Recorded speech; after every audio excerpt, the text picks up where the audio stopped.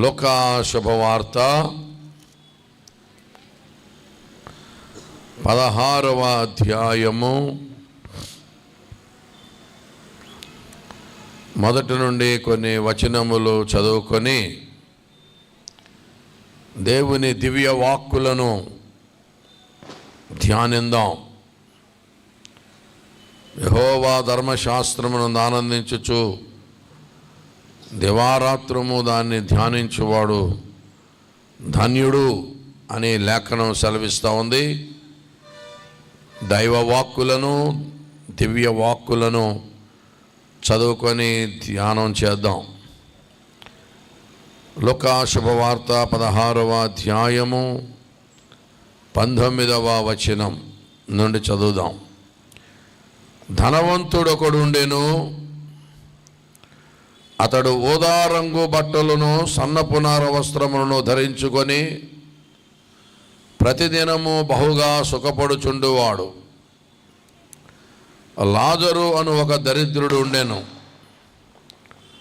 వాడు కురుపులతో నిండిన వాడై ధనవంతుని ఇంటి వాకిట పడి ఉండి అతని బల్ల మీద నుండి పడు రొట్టె ముక్కలతో ఆకలి తీర్చుకొనగోరెను. అంతేకాక కుక్కలు వచ్చి వాని కురుపులో నాకెను. ఆ దరిద్రుడు చనిపోయి దేవదూతల చేత అబ్రహాము రొమ్మున ఆనుకొనుటకు కొనిపోబడెను. ధనవంతుడు కూడా చనిపోయి పాతి పెట్టబడెను. అప్పుడు అతడు పాతాళములో బాధపడుచు కన్నులెత్తి దూరము నుండి అబ్రహామును అతని రొమ్మున ఆనుకొని ఉన్న లాజరును చూచి, తండ్రివైన దేవా, తండ్రివైన అబ్రహామా, నాయందు కనికరపడి తన వ్రేలి కొనను నీళ్లలో ముంచి నా నాలుకను చల్లార్చుటకు లాజరును పంపము. నేను ఈ అగ్ని జ్వాలలలో యాతన పడుచున్నానని కేకలు వేసి చెప్పాను. అందుకు అబ్రహాము, కుమారుడా, నువ్వు నీ జీవితకాలమందు నీకు ఇష్టమైనట్టు సుఖము అనుభవించితివి, అలాగుననే లాజరు కష్టము అనుభవించినని జ్ఞాపకము చేసుకొనుము. ఇప్పుడైతే వాడు ఇక్కడ నెమ్మది పొందుచున్నాడు, నీవు యాతన పడుచున్నావు. అంతేకాక ఇక్కడ నుండి మీ యొద్దకు దాటగోరు వారు దాటి పోజాలకుండునట్లును, అక్కడి వారు మా యొద్దకు దాటి రాజాలకుండునట్లును మాకును మీకును మధ్య మహా అగాధముంచబడి ఉన్నదని చెప్పాను. అప్పుడు అతడు, తండ్రి, అలాగైతే నాకు 5 సహోదరులు ఉన్నారు. వారును ఈ వేదనకరమైన స్థలమునకు రాకుండా వారికి సాక్ష్యమిచ్చుటకై నా తండ్రి ఇంటికి వాని పంపవలనని నిన్ను వేడుకొనుచున్నానెను. అందుకు అబ్రహాము, వారి యొద్ద మోషేయు ప్రవక్తలను ఉన్నారు, వారి మాటలు వినవలనని అతనితో చెప్పగా, అతడు, తండ్రి అయిన అబ్రహామా, అలాగూ అనవద్దు. మృతులలో నుండి ఒకడు వారి యొద్దకు వెళ్ళిన ఎడల వారు మారు మనసు పొందుదురని చెప్పాను.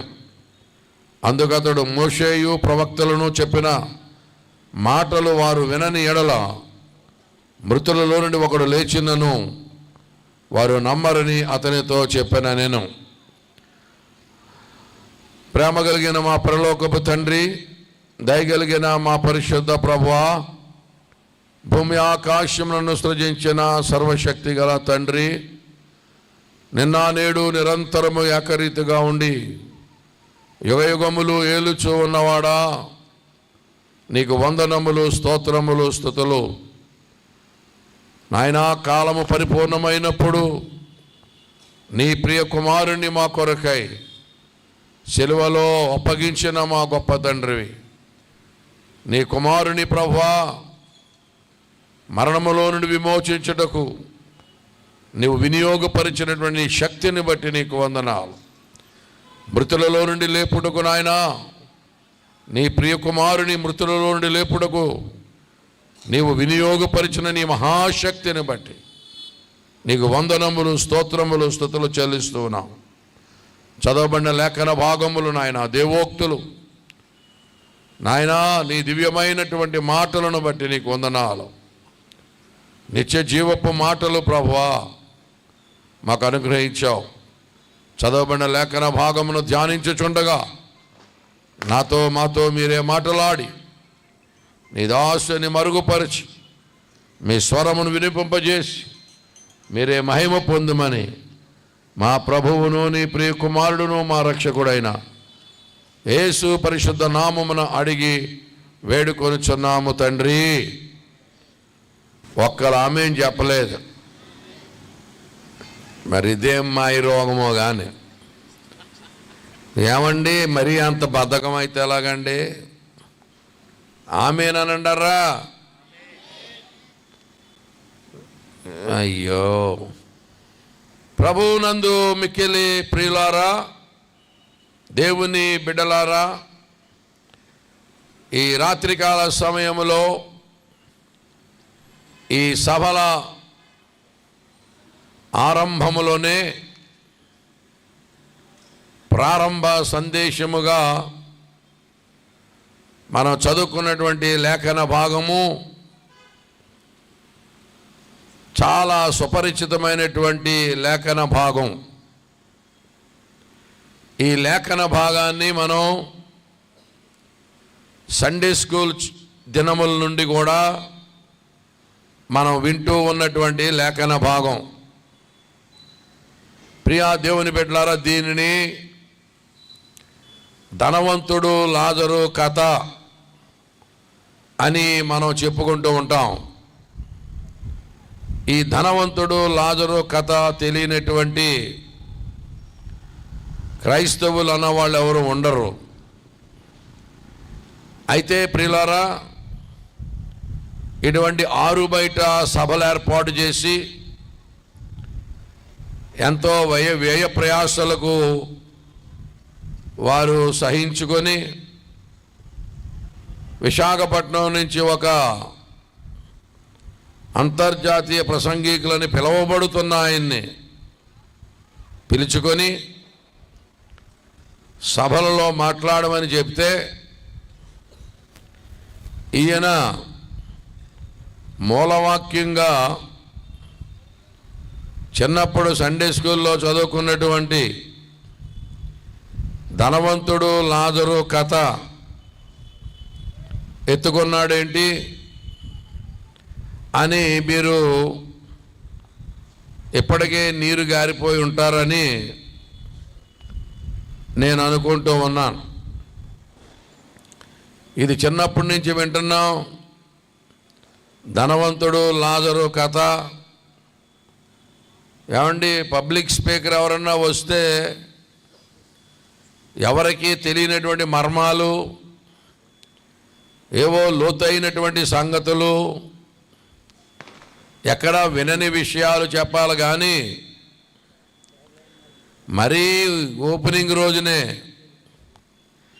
ధనవంతుడు లాజరు కథ ఏమిటండి బాబు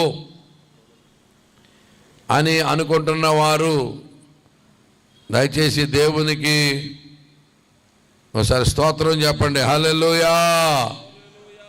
అండ్ అందరూ అనుకుంటున్న వాళ్ళు అన్నమాట. మంచిది. ప్రియా దేవుని బిడ్డలారా, ఇది కథ అని మనం ఎప్పుడూ అనుకోకూడదు. మొట్టమొదటి పాయింట్ ఏంటంటే, ధనవంతుడు లాజరు అనేటువంటి ఈ నేరేషన్ ఏదైతే ఉందో ఇది కథ కాదు సుమా. If anybody consider this as a story, it is to browbeat the text అన్నాడు పండితుడు.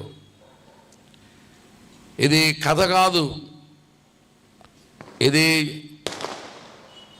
సాక్షాత్తు చరిత్రలో యేసుక్రీస్తు వారి ఉన్న దినాల్లో ఆ జనంలో ఉన్నటువంటి జరిగినటువంటి సంఘటన. ఇది యథార్థమైనటువంటి విషయం.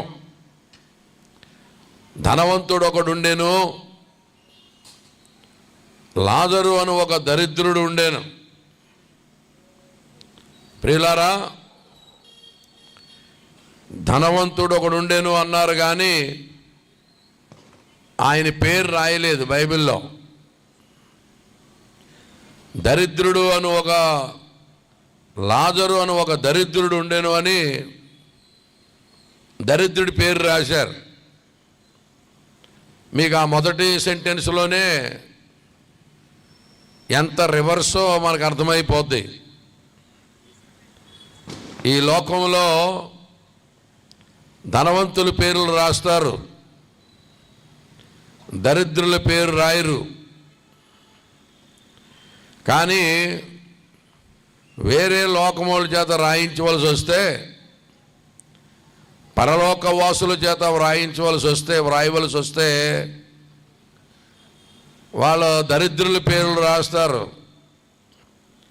ధనవంతుల పేర్లు రాయరు. కనుక అంటే ధనవంతుడు అతను ఒకడు ఉండెను, అతడు ఊదా రంగు బట్టలను సన్నపునార దుస్తులను ధరించుకుంటూ ఉన్నాడని దేవుని యొక్క వాక్యం సెలవిస్తూ ఉంది. ప్రియ దేవుని బిడ్డలారా, ఈ ఇద్దరు మనుషులు యథార్థముగా చరిత్రలో ఉన్నటువంటి వారు. కనుక లోకం అన్న తర్వాత లోకంలో ధనవంతులు ఉంటారు, దరిద్రులు కూడా ఉంటారు. పేదలు ఎల్లప్పుడూ మీతో ఉంటారన్నాడు ప్రభు. గరీబీ హఠావో అని ఒక ప్రాజెక్ట్ పెట్టారు. గరీబీ హఠావో అంటే పేదరికాన్ని పారద్రోలాలని. ఎంత పారద్రోలినా బైబిల్ చెబుతూ ఉంది, పేదలు ఎల్లప్పుడూ మీతో ఉంటారు. కనుక లోకం అంటే ధనవంతులు ఉంటారు, దరిద్రులు ఉంటారు, అదొక సత్యం. రెండవ సత్యం ఏమిటంటే ధనవంతులు చనిపోతారు, దరిద్రులు చనిపోతారు. అదొక మహాసత్యం. ధనవంతులు ఎల్లకాలం ఉండిపోరు, దరిద్రులు ఎల్లకాలం ఉండిపోరు. అదొక విషయం. మూడవ విషయం ఏమిటంటే చనిపోయిన తర్వాత వీళ్ళంతటితో వారి జీవితాలు అయిపోవు. మానవుడు చనిపోయిన తర్వాత దాంతో మానవుల జీవితాలు అంతమైపోవు. ఈ చనిపోయినటువంటి వారు ఒక 2 స్థలాలకు వెళ్తారు. కొందరు ఒక స్థలానికి, మరికొందరు వేరొక స్థలానికి వెళ్తారు. ఈ చనిపోయిన వాళ్ళందరూ కూడా ఒకే స్థలానికి వెళ్ళరు. ఇది చాలా అందరూ తెలుసుకోవలసినటువంటి విషయం. దేవుని బిడ్డలారా, యోబు గ్రంథంలో 2 ప్రశ్నలు ఉంటాయి 14వ అధ్యాయంలో. మరణమైన తరువాత నరులు బ్రతుకుదురా, మరణమైన తరువాత నరులు ఏమైపోవుదురు. చాలా జాగ్రత్తగా వినాలి. మరణమైన తరువాత నరులు బ్రతుకుదురా, మరణమైన తరువాత నరులు ఏమైపోదురు. ఈ 2 కూడా హైలీ ఫిలసాఫికల్ క్వశ్చన్స్. ఇవి చాలా గంభీరమైనటువంటి ప్రశ్నలు. ఈ గంభీరమైన 2 ప్రశ్నలకు భూమి మీద ఉండగానే సరి అయిన సమాధానం మనం సంపాదించుకుని ఎరిగి ఉండాలి. ఈవేళ మనం చదువుకున్న లేఖన భాగంలో భూమి మీద ధనవంతులు దరిద్రులు ఉంటారని ఒక సత్యం, రెండవది ధనవంతులు దరిద్రులు అందరూ కూడా మృతి పొందుతారనేటువంటి మరొక సత్యం. దాని తర్వాత ప్రియులారా, ఈ మృతి పొందినటువంటి వారు ఇంతటితో అంతమైపోరు, కానీ వీరు వేరొక చోట మరొక చోట వీరు మరణమైన తరువాత జీవిస్తూ ఉంటారు. మరణమైన తర్వాత వీరు మరొక చోట జీవిస్తూ ఉంటారనేటువంటి మరొక సత్యం మనకి ఇక్కడ కనపడుతూ ఉంది. అయితే ప్రియులారా, మరొక విషయం ఏం తెలుస్తుందంటే, ఈ మరణమైన వారందరూ కూడా ఒకే చోట ఉండరని కూడా మనకు తెలుస్తూ ఉంది. ఈ ఇద్దరు మృతి పొందిన తర్వాత ఇద్దరు వేరు వేరు స్థలాలకు వెళ్ళినట్లుగా మనకి ఇక్కడ కనబడుతూ ఉంది. జాగ్రత్తగా వినండి. ఈవేళ ప్రపంచంలో ఉన్నటువంటి మతాలన్నీ కూడా ఏర్పడడానికి ఒకే ఒక కారణం ఏమిటంటే, ఈ రెండు ప్రశ్నలకు సమాధానం చెప్పడం కొరకే. మృతి పొందిన తరువాత మనుషులు ఏమైపోదురు, మృతి పొందిన తరువాత మనుషులు బ్రతుకుదురా అన్న ఈ రెండు ప్రశ్నలకు సమాధానం చెప్పడానికే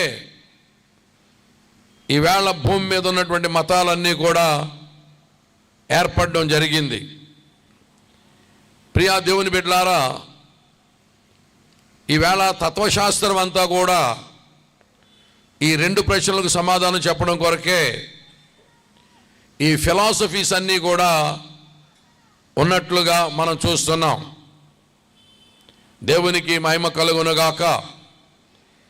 ప్రియులారా, ఈ గంభీరమైనటువంటి విషయాలను, చాలా ఫిలసాఫికల్ టాపిక్ని మనం ఈవేళ ధ్యానించడానికి పూనుకున్నాం. ఇది చాలా గంభీరమైనటువంటి విషయం. దీనికి ఎవరు పడితే వాళ్ళు సమాధానాలు చెప్పేటువంటి ప్రశ్నలు కాదు ఇవి. ఇక్కడ ఒక అతను ధనవంతుడు ఉన్నాడట. అతడు ఊదా రంగు బట్టలను సన్నపునార దుస్తులు ధరించుకొని దినదినము బహుగా సుఖపడుతూ ఉండేవాడట. ఏమండి, ఆయన చేసిన దాంట్లో ఏమైనా తప్పుందా? ఈవేళ ధనవంతులుగా ఉండడం తప్ప, ధనము సంపాదించడం తప్ప, పరలోకం వెళ్ళాలంటే అందరూ దరిద్రులుగా బతకాలా? అందరికీ కురుపులు గజ్జి వస్తే తప్ప మోక్షానికి వెళ్ళమా? అసలు ఏమిటి బైబిల్ ఏం చెబుతుంది అని ఈ రాత్రి మనం దర్శించబోతున్నాం. దేవునికి మహిమ కలుగునుగాక. చాలా జాగ్రత్తగా వినాలి. ఏమంటే అబ్రహాము చాలా ధనవంతుడు. ఏమండి, అబ్రహాము బహుధనవంతుడు. అలాగే అరిమత్తయి యోసేపు ధనవంతుడు. సొలొమోను రాజు ధనవంతుడు. ఏమండి, పరలోక రాజ్యంలో ఉన్నాడు సౌలు ధనవంతుడు. చాలామంది భాగ్యవంతులు, మహాధనవంతులు పరలోక రాజ్యములో ఉన్నారు. ధనము సంపాదించడం తప్పు కాదు. యెహోవా ఆశీర్వాదము ఐశ్వర్యమునిచ్చును. అసలు ఇంకా చెప్పాలంటే, మీరు ధనవంతులగునట్లు నేను దరిద్రునయ్యానన్నాడు ప్రభు. దేవుని ఏర్పాటు చేశాడు. మీరు ధనవంతులగునట్లు నేను దరిద్రునయ్యానన్నాడు. ఏమండి, ధనం సంపాదించడం తప్పు కాదు, ధనికులుగా ఈ లోకంలో జీవించడం తప్పు కాదు. అలాగని ఓదా రంగు బట్టలు సన్నపునార దుస్తులు ధరించుకునేవాడట. మోక్షానికి వెళ్తామా? మానవులు వేసుకునేటువంటి దుస్తులు, మానవులు వేసుకునేటువంటి బట్టలకి మోక్షానికి మానవులు వేసుకునేటువంటి బట్టలకి మోక్షానికి ఏమైనా ధనవంతుడు పాతాళంలోకి వెళ్ళిపోవడానికి ఆయన ఏం పాపం చేశాడండి? అతడు దినదినము బహుగా సుఖపడుచుండువాడు అని ఉంది. ఏమండి, సుఖపడడం పాపమా? దేవుని వాక్యం చెబుతా ఉంది, నా కుడి చేతిలో నిత్య సుఖములు కలవు. రబ్బాయ్ కూర్చో నానా, నా కుడి చేతిలో నిత్య సుఖములు కలవు అన్నాడు ప్రభు. మనందరము సౌఖ్యముగాను క్షేమముగాను నివసించాలని ప్రభు ఆశపడుతున్నాడు. కనుక ప్రియులారా, మరి ఏ కారణం చేత ధనవంతుడు పాతాళ లోకంలోకి వెళ్ళిపోయాడో ఇప్పుడు మీరు నాకు చెప్పాలి, కాదు.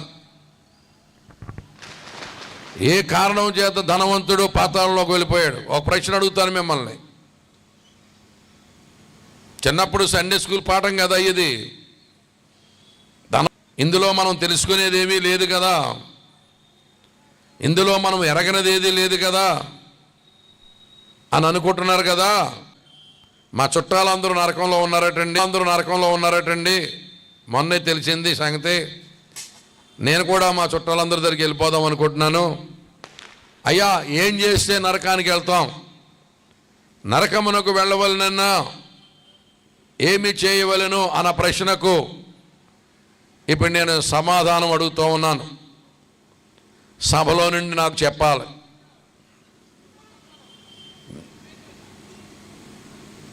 చాలా మౌనంగా ఉన్నారు అందరూ. అభిరామ. అయితే వేమన గారు కొంచెం పొరపాటు ఎక్కడ పడ్డాడంటే, పురుషులందు పుణ్య పురుషులు వేరయ్యా కాదు, అసలు లేరయ్యా. వినండర్రా, శాస్త్రం ఏం చెబుతుందంటే, అసలు మనుషులు పాపం పాపం పాపం అంటారు, కానీ పాపం అంటే ఏమిటి అని ఎవరినైనా అడగండి. పాపానికి నిర్వచనం ఏమిటి? భారతదేశం చెప్పిన నిర్వచనం ఏమిటి? అయ్యో పాపం అయ్యో పాపం అయ్యో పాపం అనడమే తప్ప అసలు పాపానికి నిర్వచనం ఏమిటి? భారతదేశం ఏమి నిర్వచనం చెప్పిందని ఆలోచన చేస్తే ఏమి నిర్వచనం చెప్పింది తెలుసా? నిషిద్ధ కార్యాచరణే పాప. నిషిద్ధ కార్యాచరణే పాపం అంటే నిషేధించిన కార్యాన్ని, దేవుడు నిషేధించిన కార్యాన్ని మనుషులు చేయడాన్నే పాపం అంటారు. నిషిద్ధ కార్యాచరణే పాప. దాన్నే మన బైబిల్లో ఏమన్నారు? ఆజ్ఞాతిక్రమమే పాపం. నిషిద్ధ కార్యాచరణే పాపం అన్న ఒకటే, ఆజ్ఞాతిక్రమమే పాపం అన్న ఒకటే. అయితే వశిష్ఠ మహర్షి ఏం చేశాడు తెలుసా? వశిష్ఠ మహర్షి కొంత ముందుకెళ్ళి కొంచెం లోతుగా వెళ్ళి ఏం చెప్పాడంటే, నరుని దోషము వలన పాపము కలుగదు, దాని మూలము మరెచటనో గలదు అన్నాడు. నరులు దోషాలు చేశారు కాబట్టి పాపులు కాదట, దాని మూలం ఎక్కడో ఉందట. మూలం ఎక్కడుందంటే ఏదేను తోటలో ఉంది.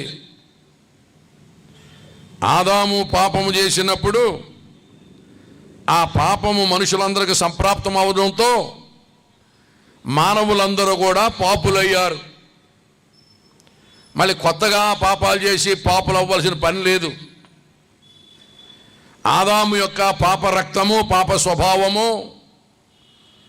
సర్వ మానవులలో ప్రసరిస్తే, పిల్ల సంఘమా, క్రీస్తురాజు సంఘమా, దేవోక్తులు అనుగ్రహింపబడినటువంటి దైవ సంఘమా, భూమి పుట్టినది మొదలుకొని మరుగు చేయబడిన సంగతులను ధ్యానించుచున్నటువంటి దేవుని సంఘమా, ఈవేళ ఈ విషయాన్ని మీరు తెలుసుకోవాలి. నరకమునకు వెళ్ళవలనన్నా ఏమి చేయవలెను? ఎవరు నరక ప్రాప్తులు అవుతారు అంటే మీరు టక్కుమని పాపం చేయాలని అనేయకూడదు. దానికి సమాధానం ఏమిటంటే కొత్తగా పాపం చేయవలసిన పని ఏమీ లేదు. మనకు ఆల్రెడీ జన్మతః పాపము మన స్వభావములో, పాపములోనే పుట్టాం. మన నెట్వర్క్ అంతా పాపమనే. పాపోహ పాపకర్మ పాపాత్మ పాప సంభవ త్రాహిమాన్ కృపయా దేవా శరణాగతి వత్సల అన్యదా శరణం నాస్తి త్వమేవ శరణం మమ. పాపం అంతా మన నెట్వర్క్ అంతా పాపమే. మన పుట్టక, మన ఆలోచన, మన తలంపులు, మన క్రియలు, మొత్తం ప్యాకేజ్ అంతా పాపమే. అదే మాట చెప్పాడు దావీదు, గర్భములోనే నా తల్లి నన్ను పాపమును ధరించాను, నేను పాపములో పుట్టినవాడను, పాపములోనే నా తల్లి నన్ను గర్భమును ధరించాను. మనం చెప్పకపోతే ఎవరు చెబుతారు? సమాజానికి సందేశం ఎలాగ వెళుతుంది? నరకానికి వెళ్ళాలంటే ఘోరమైన పాపాలు చేస్తే తప్ప వారు నరకానికి వెళ్ళరని నువ్వు చెప్తున్నావంటే, దేవుని సంఘమా, నీ ఉన్న చోట, నీవు పరిచర్య చేస్తున్న చోట నువ్వు సమాజానికి ఏ సంకేతాలు పంపిస్తున్నావు అనేది చాలా ప్రాముఖ్యమైన విషయము. దేవుని సంఘం సమాజం మీద ప్రభావం చూపించాలి. నీ మాటలు ప్రజలు గమనిస్తారు. ఏమిటి ఈ క్రైస్తవ ఉపదేశం? ఏమిటి ఈ క్రైస్తవ సందేశం? ఏమిటి ఈ క్రైస్తవులు మాట్లాడుకునేదేమిటి? ఈ క్రైస్తవ బోధకులు బోధించేదేమిటి? వారి ధర్మశాస్త్రం ఏం చెబుతుంది? వాళ్ళ యొక్క ప్రధానమైనటువంటి బోధ ఏమిటి అని వారు ఆలోచన చేసినప్పుడు వాళ్ళకు ఒక విషయం గమనించాలి, తెలియాలి. సమాజంలో వారు చెప్పేది ఏమిటంటే, మానవుడు జన్మతః పాపెట, ఈ పాపులందరూ నరకానికి ప్రాప్తులట, నరకానికి వెళ్ళాలంటే కొత్తగా పాపాలు చేయవలసిన పని లేదట, నరకం తప్పించుకోవాలంటే ఏదో పని చేయాలి తప్ప నరకానికి వెళ్ళడానికి ఏ దేశస్థులు కానీ, ఏ మతస్థులు కానీ, ఏ కులస్థులు కానీ కొత్తగా చేయవలసినటువంటిది ఏమీ లేదట. ఓహో, ఇదట విషయము, ఇది పరిశుద్ధ బైబిల్ గ్రంథం యొక్క బోధట అన్న విషయం ప్రియులారా నువ్వు సంచరిస్తున్నటువంటి ప్రాంత ప్రజలకు తెలియజేయవలసిన బాధ్యత ఉన్నది. ఈ సంగతులు సమాజమునికి అర్థమవడం సాతానుకి ఇష్టం లేదు. The Satan doesn't want the society to know these truths. Satan doesn't want the society, the people to know the facts. సత్యం తెలియడం కానీ, స్వర్గానికి మార్గం తెలియడం కానీ, మోక్షానికి మార్గం తెలియడం కానీ, అసలు మానవులందరూ ఒరిజినల్గా నరకపాత్రులన్న విషయం కానీ మానవులకు తెలియడానికి దుష్టునికి ఎంత మాత్రమో ఇష్టం లేదు. ఈ యుగ సంబంధమైన దేవత అవిధేయులైన వారి మనోనేత్రములకు గురుడితనం కలుగు చేస్తూ ఈ విషయాల్లో గ్రహింపు లేకుండా మానవులను చేస్తూ ఉంది. దేవుని బిడ్డలారా, బయట వారికి గ్రహింపు లేకపోతే వేరే విషయం. ఇవాళ జీవము గల దేవుని సంఘములో యాండ్ల తరబడి పాతుకుపోతూ కొన్ని తరాల నుంచి క్రైస్తవులై ఉన్న వారికి కూడా విషయము అవగాహన కాకపోవడం చాలా శోచనీయం. ఈ రాత్రి ప్రభువు నన్ను మీ మధ్యకు తోడుకొని వచ్చింది మీ కొన్ని విషయాలు తేటపరచడానికి, కొన్ని విషయాలు మీద వెలుగు మనకు కలగడానికి. దేవుని వాక్యము వెడలడు తోడనే వెలుగు కలుగుతుంది. చీకటి గల స్థలాలను ఈ వాక్యము వెలిగిస్తుంది. నీవు యేసు ప్రభువును నమ్ముకోమని ఒక సువార్త చెప్పడానికి ముందు ఎందుకు నమ్ముకోవాలో నీకు తెలిసి ఉండాలి. ఎందుకు ఆ వ్యక్తిని ప్రభువును నమ్ముకోమని చెప్తున్నావో నువ్వు ఎరిగి ఉండాలి. నీకు ఏదైనా ప్రశ్న వేస్తే సమాధానం చెప్పు ఉండాలి. దేవునికి మహిమ కలుగునుగాక.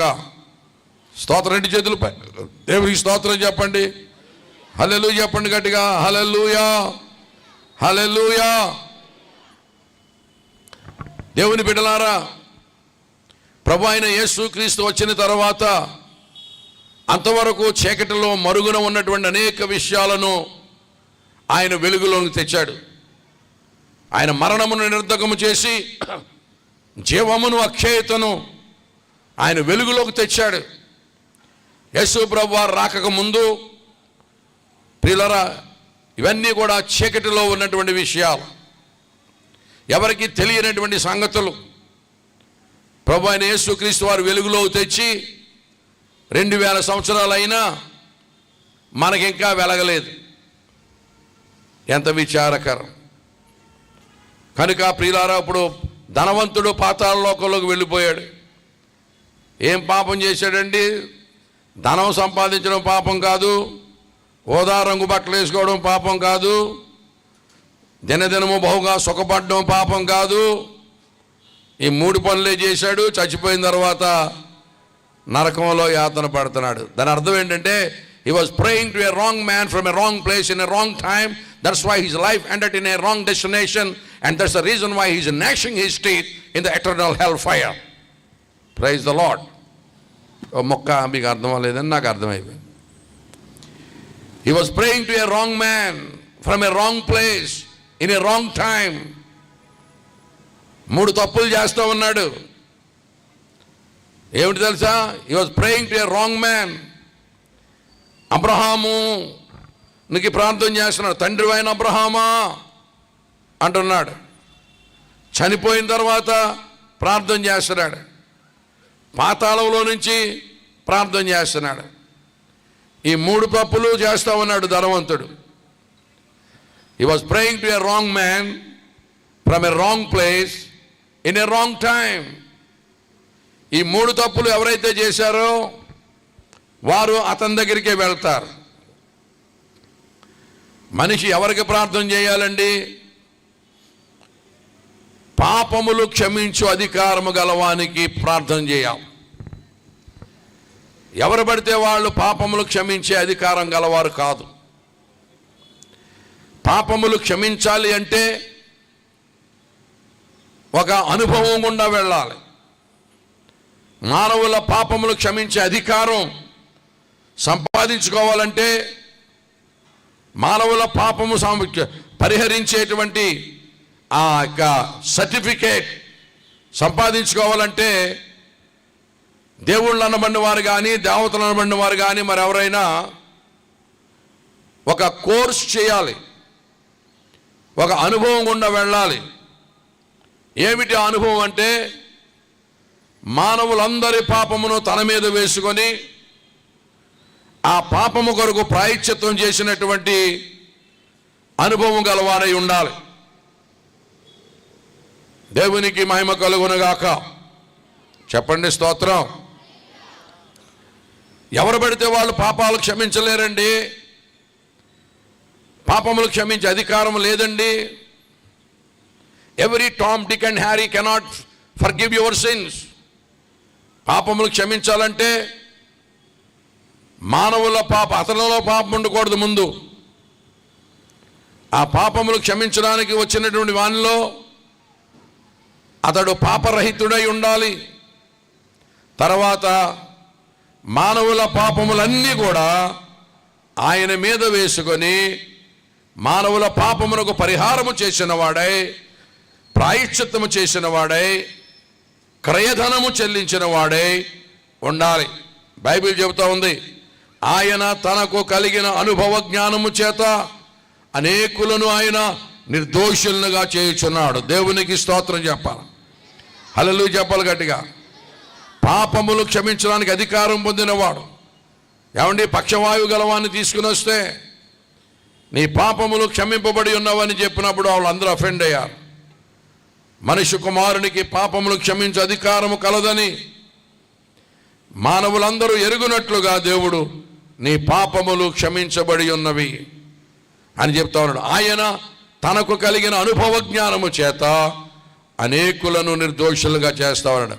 ఈ ప్రభు అయిన యేసుక్రీస్తు అనే దేవకుమారుడు సర్వమానవుల పాపములను తన మీద వేసుకొని, ఏమండి, ఘోరమైనటువంటి ఆ శిలువ మరణాన్ని అనుభవించి కొరడా దెబ్బలు తిని భయంకరంగా ప్రియులారా హింసించబడి, క్రాస్ అన్నారు. అందుకనే దాన్ని క్రాస్ అనే మాట ఎక్స్క్రూషియేటింగ్ అనే మాటలోంచి వచ్చింది.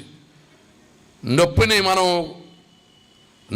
మనం మెజర్ చేయాలంటే ఎలా మెజర్ చేస్తారంటే ఆ మాటతో మెజర్ చేస్తారు. ఎక్స్క్రూషియేటింగ్ పెయిన్ అంటారు. ఎక్స్క్రూషియేటింగ్ అంటే ఇంకా అంతులేని పెయిన్ అన్నమాట. ఆ ఎక్స్క్రూషియేటింగ్ అన్న దాంట్లోంచి వచ్చింది క్రాస్ అన్నమాట. ఈ క్రాస్లో నుంచే ఎక్స్క్రూషియేటింగ్ వచ్చింది. ఈ క్రాస్ అన్న మాటలోంచి ఎక్స్క్రూషియేటింగ్ అన్న మాట వచ్చింది. ఇక మానవుని యొక్క నొప్పికి అదే పరాకాష్ట అన్నమాట. అంతటి టార్చరు, అంతటి నొప్పి మానవ దేహం అనుభవించడానికి ఇంకా అంతకు మించి ఇంకా ఉండదన్నమాట. అంతటి శిక్షణ అనుభవించి దేవకుమారుడు పాపములు క్షమించే అధికారం సంపాదించుకున్నాడు. దేవునికి స్తోత్రం కలుగునుగా. ఈవేళ ప్రార్థనలు తక్కువ కాలేదు, ఈవేళ భక్తి తక్కువ కాలేదు, ఈవేళ పూజలు పునస్కారాలు తక్కువ కాలేదు.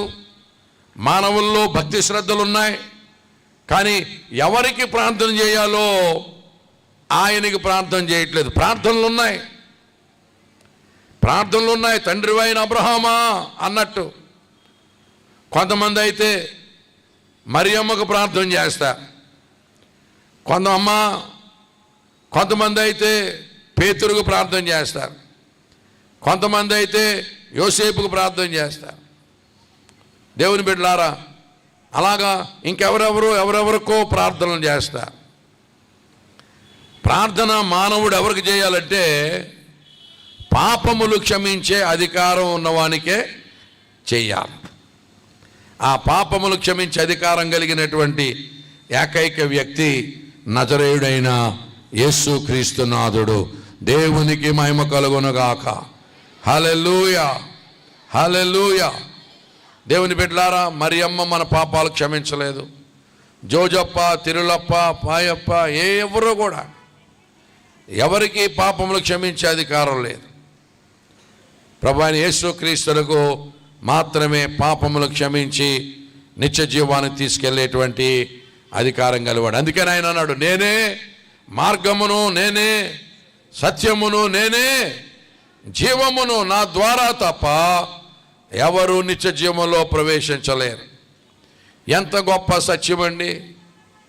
దేవుని బిడ్డలారా, ఈవేళ ధనవంతుడు 3 పాపాలు చేస్తావన్నాడు. You are praying to a wrong man. తర్వాత is praying to a wrong place. ఎక్కడి నుంచి ప్రార్థన చేస్తున్నాడట? పాతాళంలో నుంచి ప్రార్థన చేస్తున్నాడు. ప్రియులారా, పాతాళంలో నుంచి ప్రార్థన చేస్తే రక్షణ పొందే అవకాశము లేదు. పాతాళంలోంచి ప్రార్థన చేస్తే రక్షింపబడే అవకాశం ఉంటే ఎక్కడెందుకు మనం ఇన్ని బాధలు పడతాం, ముక్కు మూసుకొని బతుకుతాం?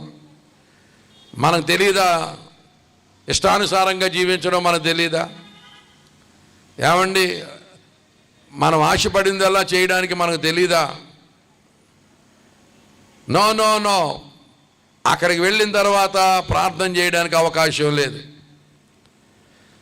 చనిపోయిన తర్వాత ప్రార్థన చేద్దాం, చనిపోయిన తర్వాత చూద్దాంలే, ఏమో ఎవరెక్కడికి వెళ్ళారో ఎవరు చూడొచ్చారు, వీళ్ళందరూ చెప్పడమే తప్ప ఇలా ఏమైనా చూసి వచ్చిన వాళ్ళ అని కొంతమంది అనుకుంటూ ఉంటారు.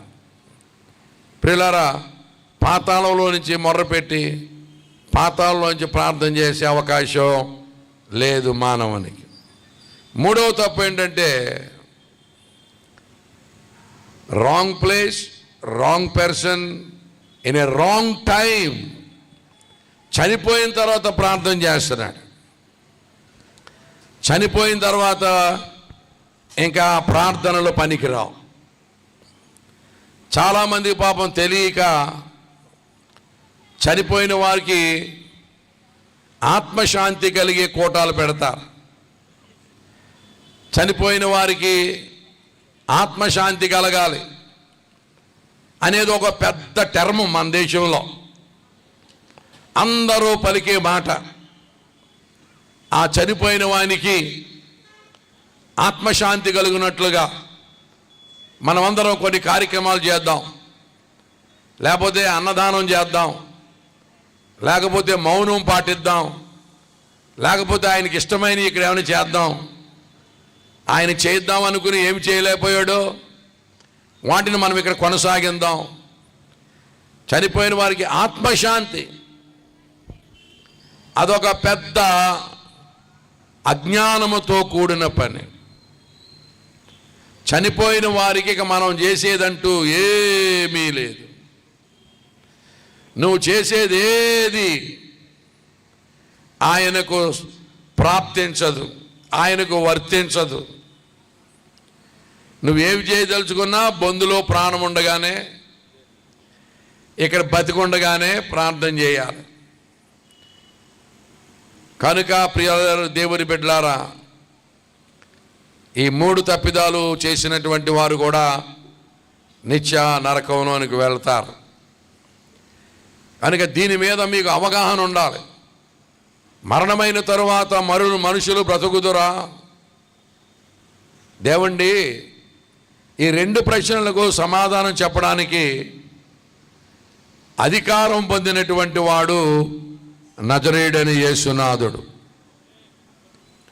ఒక విషయం చెప్తున్నాను వినండి. ఈ 2 ప్రశ్నలకు ఏ మతం ఏ సమాధానం చెప్పిందో నేను చెప్పాలని ఆశపడుతున్నాను. ఈ 2 ప్రశ్నలకు ఒక్కొక్క మతంలో ఒక్కొక్క రకమైన సమాధానం ఉంది. హైందవ మతంలో ఏముందంటే, మనిషి తన కర్మఫలము అనుభవించవలసి ఉంటుంది. భారతదేశం చెప్పింది ఏంటంటే, ఈ ప్రశ్నకు సమాధానం, భారతదేశము కర్మభూమి. ఈ చేసిన కర్మను బట్టి పునర్జన్మలుంటవి. జాగ్రత్త వినండి. ఈ 2 ప్రశ్నలకు ఏ మతం ఏ సమాధానం చెప్పిందో చెబుతా ఉన్నాను. మిగిలిన మతాల గురించి మనకు ఎక్కువ పెద్ద అవసరం లేకపోయినా, మన భారతదేశం కనుక, మనమందరం భారతీయులం కనుక, మన భారతదేశం ఏం చెప్పిందంటే, భారతదేశం అనేది కర్మభూమి. మానవుడు తను చేసేటువంటి కర్మ యొక్క ఫలము అనుభవించాలి. ఈ కర్మఫలం అనుభవించటంలో దేవుళ్ళు దేవతలు కూడా అతీతులు కారు. ఈవెన్ దేవుళ్ళు అనబడిన వారు, దేవతలు అనబడిన వారు సహితము తమ కర్మఫలము అనుభవించవలసి ఉంటుంది. మీరు చాలా జాగ్రత్తగా వినాలి. మరలా మీకు ఎవరైనా చెబుతారో చెప్పరో, మరలా మీకు ఇటువంటి అవకాశం ఉంటుందో ఉండదో, నేను మీకు చాలా తేటగా ప్రకటించడానికి కుర్చేసి కూర్చున్నాను. ఎప్పుడు లెగిస్తానో తెలీదు, దేవునికే అప్పగించుకుంటున్నాం. ఎవడు చేసిన కర్మ వాడు అనుభవించాలి, కర్మఫలం. ఈ కర్మను బట్టియే జన్మలుంటాయి. భారతదేశాన్ని పునర్జన్మ సిద్ధాంతం, ద డాక్ట్రిన్ ఆఫ్ రీఇన్కార్నేషన్. చెప్పండి అందరూ, ద డాక్ట్రిన్ ఆఫ్ రీఇన్కార్నేషన్. భారతదేశం నమ్మేటువంటి సిద్ధాంతం, భారతదేశం ప్రాచుర్యం చేసే సిద్ధాంతం ఏమిటంటే కర్మ సిద్ధాంతం, పునర్జన్మ సంబంధమైన సిద్ధాంతం. చేసిన కర్మలను బట్టి జన్మలు ఆధారపడి ఉంటాయి. ఇప్పుడు నీకున్నటువంటి ఈ మానవ జన్మ, ఇది మొదటి జన్మ కాదు. ఇది ఎన్నో జన్మో కూడా మనం చెప్పలేం.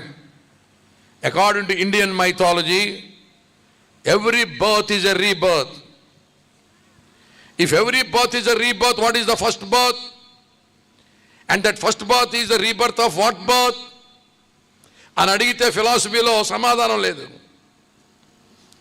According to Indian mythology, every birth is a rebirth. ఈ పుట్టుక మొదటి పుట్టుక కాదు, ఇది మంది. ఇది ఎన్నో పుట్టుకో మనకు తెలీదు. మరి అటువంటప్పుడు మొదటి పుట్టుక అంటూ ఒకటి ఉంటుంది కదా. ఆ మొదటి పుట్టుక ఏ పుట్టుక తాలూకా కర్మఫలం అది? ఒకసారి సమాధానం చెప్పండి. ఆ మొట్టమొదటి పుట్టుక ఏదైతే ఉందో, ఆ మొట్టమొదటి పుట్టుక ఏ పుట్టుక తాలూకా కర్మఫలాన్ని బట్టి పుట్టాం? If every birth is a rebirth, what is the first birth? సమాధానం లేదు. పునర్జన్మ సిద్ధాంతం. మంచి పనులు చేస్తే మానవ జన్మ, చెడ్డ పనులు చేస్తే నక్క, కుక్క, కోతి, పక్షి అయ్యే అవకాశం ఉందని మన భారతీయ సాంప్రదాయం చెబుతా ఉంది. ప్రియులారా, నేను క్రిటిసైజ్ చేయట్లేదు, అది మన కర్మ సిద్ధాంతం.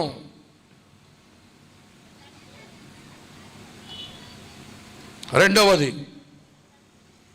బౌద్ధులు ఏం చెప్తున్నారంటే ద డాక్ట్రిన్ ఆఫ్ నిర్వాణ. ఈ కర్మ సిద్ధాంతంలో కూడా మీరు ధన్యులు, నేను చెప్తున్నాను వినండి. ఈ కర్మ సిద్ధాంతంలో కూడా ఒక విషయం ఉంది. ఏమిటంటే, ఎలాగున జన్మలు ఎత్తి ఎత్తి ఎత్తి ఎత్తి ఎత్తి చివరికి పరమాత్మునిలో మనం లీనమైపోతాం, అంటే దేవునిలో కలిసిపోతాం. ఆ దేవునిలో కలిసిపోవడమే, ఆ సృష్టికర్తలో కలిసిపోవడం అనే మోక్షము అంటారు. ఇక జన్మలు ఎత్తడం ఉండదు. జన్మలు ఎత్తి ఎత్తి ఎత్తి ఎత్తి ఈ సైకిల్ పూర్తయిపోయిన తర్వాత ఆ దేవునిలో లీనమైపోతాం, కలిసిపోతాం. దానికి C S Lewis, in the signature classics of C S Lewis, there is a beautiful book called Mere Christianity. ఆ పుస్తకంలో ఏం రాశారు తెలుసా? ఒకవేళ పునర్జన్మ సిద్ధాంతమే కనుక కరెక్ట్ అయితే,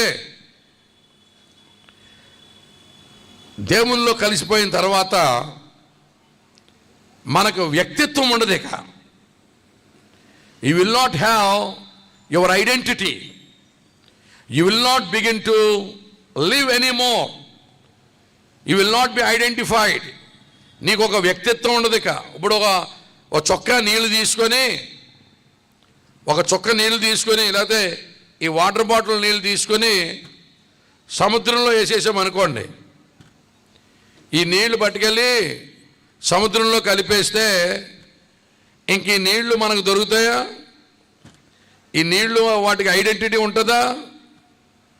ఈ నీళ్లు తమ ఉనికిని కలిగి ఉంటాయా? సముద్రంలో కలిసిపోతాయి. కనుక పునర్జన్మ సంబంధమైనటువంటి సిద్ధాంతం కరెక్ట్ అయినప్పటికీ కూడా నీకు వ్యక్తిత్వం ఉండదు. తర్వాత ఎల్లకాలము జీవించలేవు. ఎటర్నల్ లైఫ్ ఉండదు, నిత్యజీవం ఉండదు, యుగయుగాలు జీవించేది ఉండదు. దేవుల్లో కలిసిపోవడం ఉంటుంది తప్ప నీ వ్యక్తిత్వం ఉండదని సిఎస్ లూయిస్ అనేటువంటి ఆయన రాస్తా ఉన్నాడు. ఇవన్నీ మాకెందుకు అయ్యారు? దేవుడు మూటాడేస్తాడని చెప్పండి, అట్టుకుని వెళ్ళిపోతామా అన్నట్టు ఎట్టారు మోకాల. Even though the doctrine of reincarnation happen to be correct, you will not have your identity, you cannot live for ages and ages and ages. చనిపోయిన తర్వాత ఇంక నీకు కలిసిపోయిన తర్వాత నీ ఉనికి ఉండదు. సముద్రంలో నీటి చొక్క కలిసిపోయినట్టు అయిపోతావు. కానీ యేసు ప్రభు నమ్ముకుంటే, ఆయనతో ఐక్యమైపోయిన తర్వాత కూడా ఆయన్ని కలుసుకుని నీ వ్యక్తిత్వంలో నువ్వు యుగయుగాలు జీవించే నిత్యజీవ ఏర్పాటు కలిగి ఉన్నటువంటిది క్రైస్తవ్యం. దేవునికి స్తోత్రం కలుగునగా. You can continue to live. You will continue to live forever and ever, just like you are. నువ్వు ఇప్పుడు ఎలాగున్నావో అంతకంటే మంచి స్వభావంతో, అంతకంటే మంచి మహిమతో, అంతకంటే నాశనము లేనటువంటి జీవముతో, అంతకంటే అక్షయమైనటువంటి జీవముతో, దేహముతో యుగయుగాలు నీ వ్యక్తిత్వంలో నువ్వు జీవించడానికి ప్రభు అయిన యేసు క్రీస్తులో ఏర్పాటు ఉంది. దేవునికి స్తోత్రం కలుగునగా. హల్లెలూయా చెప్పండి. కనుక ఎవరైనా యుగయుగాలు జీవించాలంటే, కలకాలం జీవించాలంటే, నిత్యము జీవించాలంటే, మరణమునకు ఇంకా తావు లేకుండా జీవించాలంటే యేసు ప్రభులో ఆ కృప దేవుడు అనుగ్రహించాడు. దేవునికి స్తోత్రం కలుగును. కనుక పునర్జన్మ సంబంధమైన సిద్ధాంతం వినండి. ఈ పునర్జన్మ సిద్ధాంతం అని నమ్మినటువంటి ఒక పండితుడు, ఒక బ్రాహ్మణ్ పండితుడు మారు మనసు పొంది యేసు ప్రభు నమ్ముకొని ఆయన ఏం చెప్పాడు తెలుసా? ఈ కర్మఫలము అనేటువంటిది ఎంతో, అది మనం దాని యొక్క అమౌంట్ ఎంతో మనకు తెలియదండి. అది ఎప్పటికి తీరుతుందో తెలియదండి. అది తీరుతుందో లేదో తెలియదండి. దీనికంటే బ్యాంక్ లోన్ బెటర్ అండి. బ్యాంక్ లోన్ తీసుకుంటే మన అప్పు ఎంత ఉందో, మనం ఎంత కట్టామో, ఇంకా అవుట్ స్టాండింగ్ ఎంత ఉందో, ఎప్పుడుకి తీరుతుందో ఒక ఐడియా ఉంటుందండి. ఈ కర్మఫలము, కర్మ సిద్ధాంతం ఉందే, ఈ కర్మ సిద్ధాంతంలో ఈ కర్మఫలం ఎప్పుడుకి తీరుతుందో, ఎలా తీరుతుందో, అసలు తీరుతుందో లేదో, ఇంకా అవుట్ స్టాండింగ్ ఎంత ఉందో, ఇది ఎప్పుడు తీరుతుందో, ఇది ఎవరికి అవగాహన లేనటువంటి గందరగోళం అన్నాడు. దేవునికి స్తోత్రం కలుగునుగా. హల్లెలూయా. ఏమండి, అర్థమవుతున్న వాళ్ళు స్తోత్రం చెప్పండారా? ఇది ధనవంతుడు లాజరు కథ అన్నారు కదా, మరి ఇప్పుడు ఇది కథ లేకపోతే? ఇంతవరకు నేను చెప్పిన విషయాల్లో చిన్న మొక్కన్నా తెలుసా? ఒక మొక్కన్న ఎప్పుడన్నా ధ్యానించారా? రెండవది, బౌద్ధం ఏం చెప్తుందంటే, బౌద్ధం ప్రకారం మోక్షము నరకం రెండు ఉండబట. ఉన్నంతకాలం బతకడం, చచ్చిపోయిన తర్వాత గాలిలో కలిసిపోవడమే. ద డాక్ట్రిన్ ఆఫ్ నిర్వాణ, అందులో కలిసిపోవడమే. ఏమండి, అది వాళ్ళు చెప్తున్నారు. అకార్డింగ్ టు ఇస్లాంలో ఏంటి తెలుసా? నువ్వు మోక్షాన్ని ఉందని ఖచ్చితంగా నమ్ముతుంది ఇస్లాం, నరకం ఉందని ఖచ్చితంగా నమ్ముతుంది ఖురాన్. ఖండించి మరి చెప్తుంది నరకం ఉన్నది, మోక్షం ఉన్నది. చనిపోయిన తర్వాత మానవులు ఈ రెండు స్థలాల్లో ఎక్కడో ఓ చోటుకి వెళ్తారు అని ఖండితంగా ఇస్లాం నమ్ముతుంది. అయితే మోక్షానికి వెళ్ళాలంటే ఏం చేయాలని మీరు ఎవరైనా అడిగితే ఏం చెప్తారు తెలుసా వాళ్ళు? Your good deeds must outweigh your bad deeds. నీ మంచి పనులు చెడ్డ పనుల కంటే ఎక్కువ ఉంటే మనం మోక్షానికి వెళ్తామట. అక్కడికి వెళ్ళిన తర్వాత మంచి పనులు చెడ్డ పనులు సెపరేట్ చేస్తారట. సెపరేట్ చేసిన తర్వాత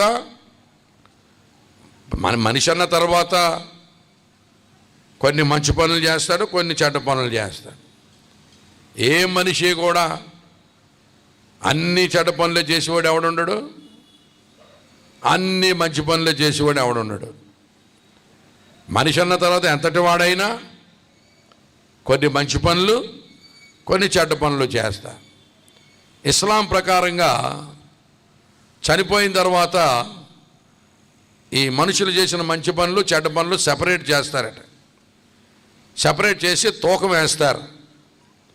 ఆ తూకంలో మంచి పనులు ఎక్కువ ఉంటే మోక్షంలో వేస్తారు, చెడ్డ పనులు ఎక్కువ ఉంటే నరకంలో వేస్తారనే సిద్ధాంతం ఉంది. అందుకనే ఇస్లాంలో ఎప్పుడు కూడా మంచి పనులకు చాలా ప్రాధాన్యత ఉంటుంది.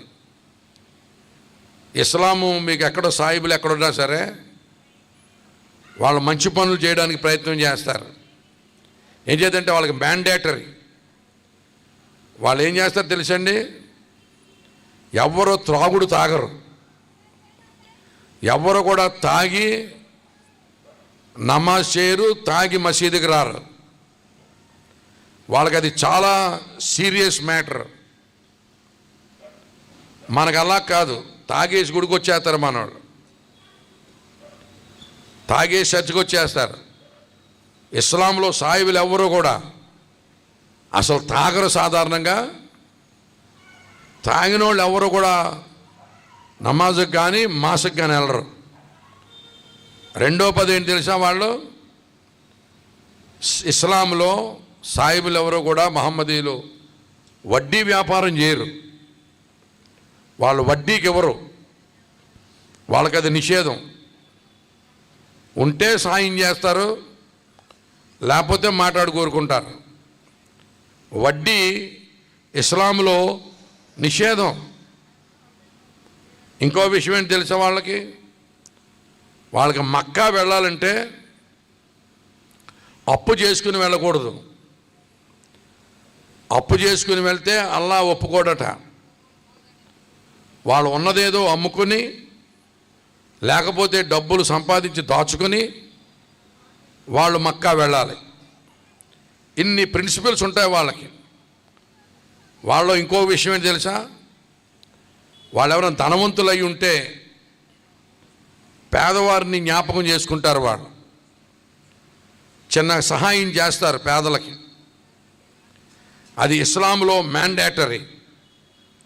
ఎంచేదంటే ఖచ్చితంగా మంచి క్రియలు చేయాలి వాళ్ళు. ఆ మంచి క్రియల మీద వారి మోక్షం ఆధారపడి ఉంటుంది. అది ఇస్లాము చెప్పేటువంటి విషయం. బౌద్ధం చెప్పే విషయమేమో మోక్షము లేదు, నరకం లేదు, అందులో కలిసిపోవడమే. హిందూయిజం హైందవ్యం చెప్పే పనేమో సిద్ధాంతమేమో పునర్జన్మల సిద్ధాంతం. ఇలాగ రకరకాల సమాధానాలు చెప్పారు. క్రైస్తవ్యం ఏం చెప్పిందంటే, క్రైస్తవ్యంలో ఈ క్రియల వలన, మంచి క్రియల వలన మానవుడు మోక్షం సంపాదించలేడని, అలాగే మానవులు ఒక్కమారే మృతి పొందవలెను, అటు తర్వాత తీర్పు, ఈ పునర్జన్మలు అనేటువంటివి లేవని, ఏమండి చనిపోయిన తర్వాత నిత్యజీవము మోక్షము ఉన్నవని, ఈ నిత్యజీవానికి వెళ్ళాలంటే మానవులు ఎవరు కూడా మంచి క్రియల వలన మోక్షానికి, నీతి క్రియల వలన వెళ్ళలేరని, మీ నీతి క్రియలు దేవుని ఎదుట మురికి గుడ్డల వలె ఉన్నాయని. కనుక క్రైస్తవ్యం చెప్పే బోధ ఏంటంటే, నా మోక్షానికి వెళ్ళాలంటే దేవుని కుమారుడైనటువంటి యేసుక్రీస్తును దేవుని కుమారుడని హృదయమందు విశ్వసించి నోటితో ఒప్పుకొని, ఏమండి ఆయన నామములో బాప్తిసం పొందితే మోక్షానికి వెళ్తాం. ఏమండి ధర్మశాస్త్ర క్రియల వలన మోక్షానికి వెళ్ళం. యేసుక్రీస్తును దేవకుమారుని యందు విశ్వాసం ఉంచడం ద్వారా మనం నిత్య జీవంలో ప్రవేశిస్తామని పరిశుద్ధ బైబిల్ గ్రంథం యొక్క బోధ. ఇప్పుడు ఈ బోధలకు తేడా తెలిసిందా? హైందవ్యమేమో పునర్జన్మలు, బౌద్ధమేమో నిర్వాణ, ఇస్లామేమో మంచి చెడుల తూకం, ఇక జరాస్ట్రనిజం ఇవన్నీ ఉన్నాయి, జైనిజం. ఈ జైనిజం ప్రకారం అయితేనేమో ఎంత మాత్రము జీవహింస చేయకూడదు, ఎట్టి రీతిల్లో కూడా జీవహింస చేయకూడదు. మన కాళ్ళ కింద మనం నడిచి వెళ్ళిపోతున్నప్పుడు ఎన్నో క్రిములు చనిపోతూ ఉంటాయి. అందుకని చాలా లైట్గా వేయాలి పాదం. ఏమండి ఈ జైనిజంలో కూడా రెండు తెగలు ఉన్నాయి, దిగంబరులు, శ్వేతాంబరులు. వాళ్ళు ఎంతవరకు వెళ్ళిపోయారంటే, మనకు బట్టలు ఎందుకు, ఆకాశమే మన వస్త్రం, ఇంక మనకు వస్త్రాలు అక్కర్లేదు వేరేగా అని దిగంబరులు కింద తయారయ్యారు. దిగంబరులు అంటే ఆకాశమే మన వస్త్రం, మనకంటూ మళ్ళీ వస్త్రాలు ఉండక్కర్లేదు. ఈ వస్త్రాలని మనం తయారు చేసుకోవాలంటే ఎన్నో జీవరాశులను చంపాలి.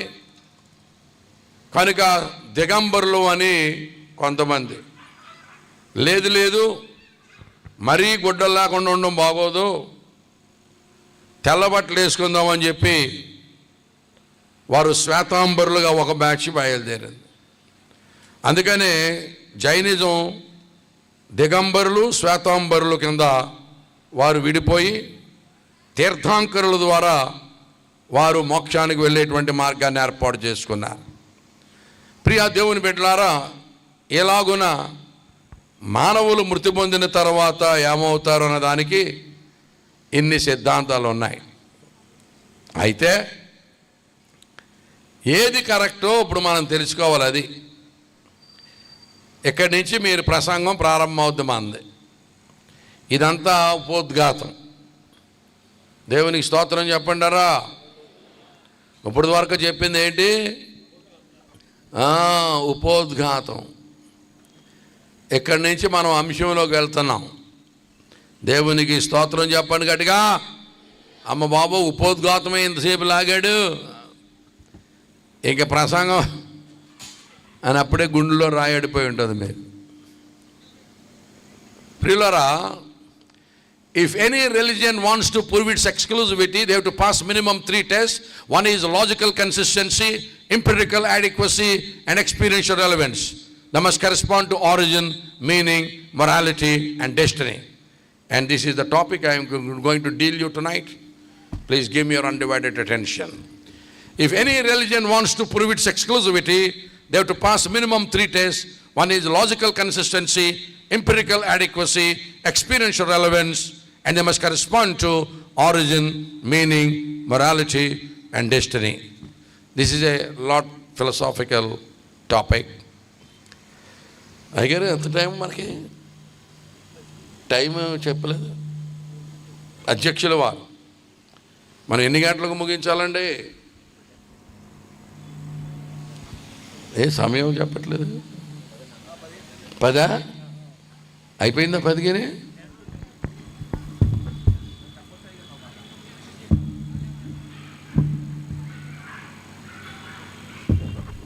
ఓకే 10 గంటల వరకు అన్నారు.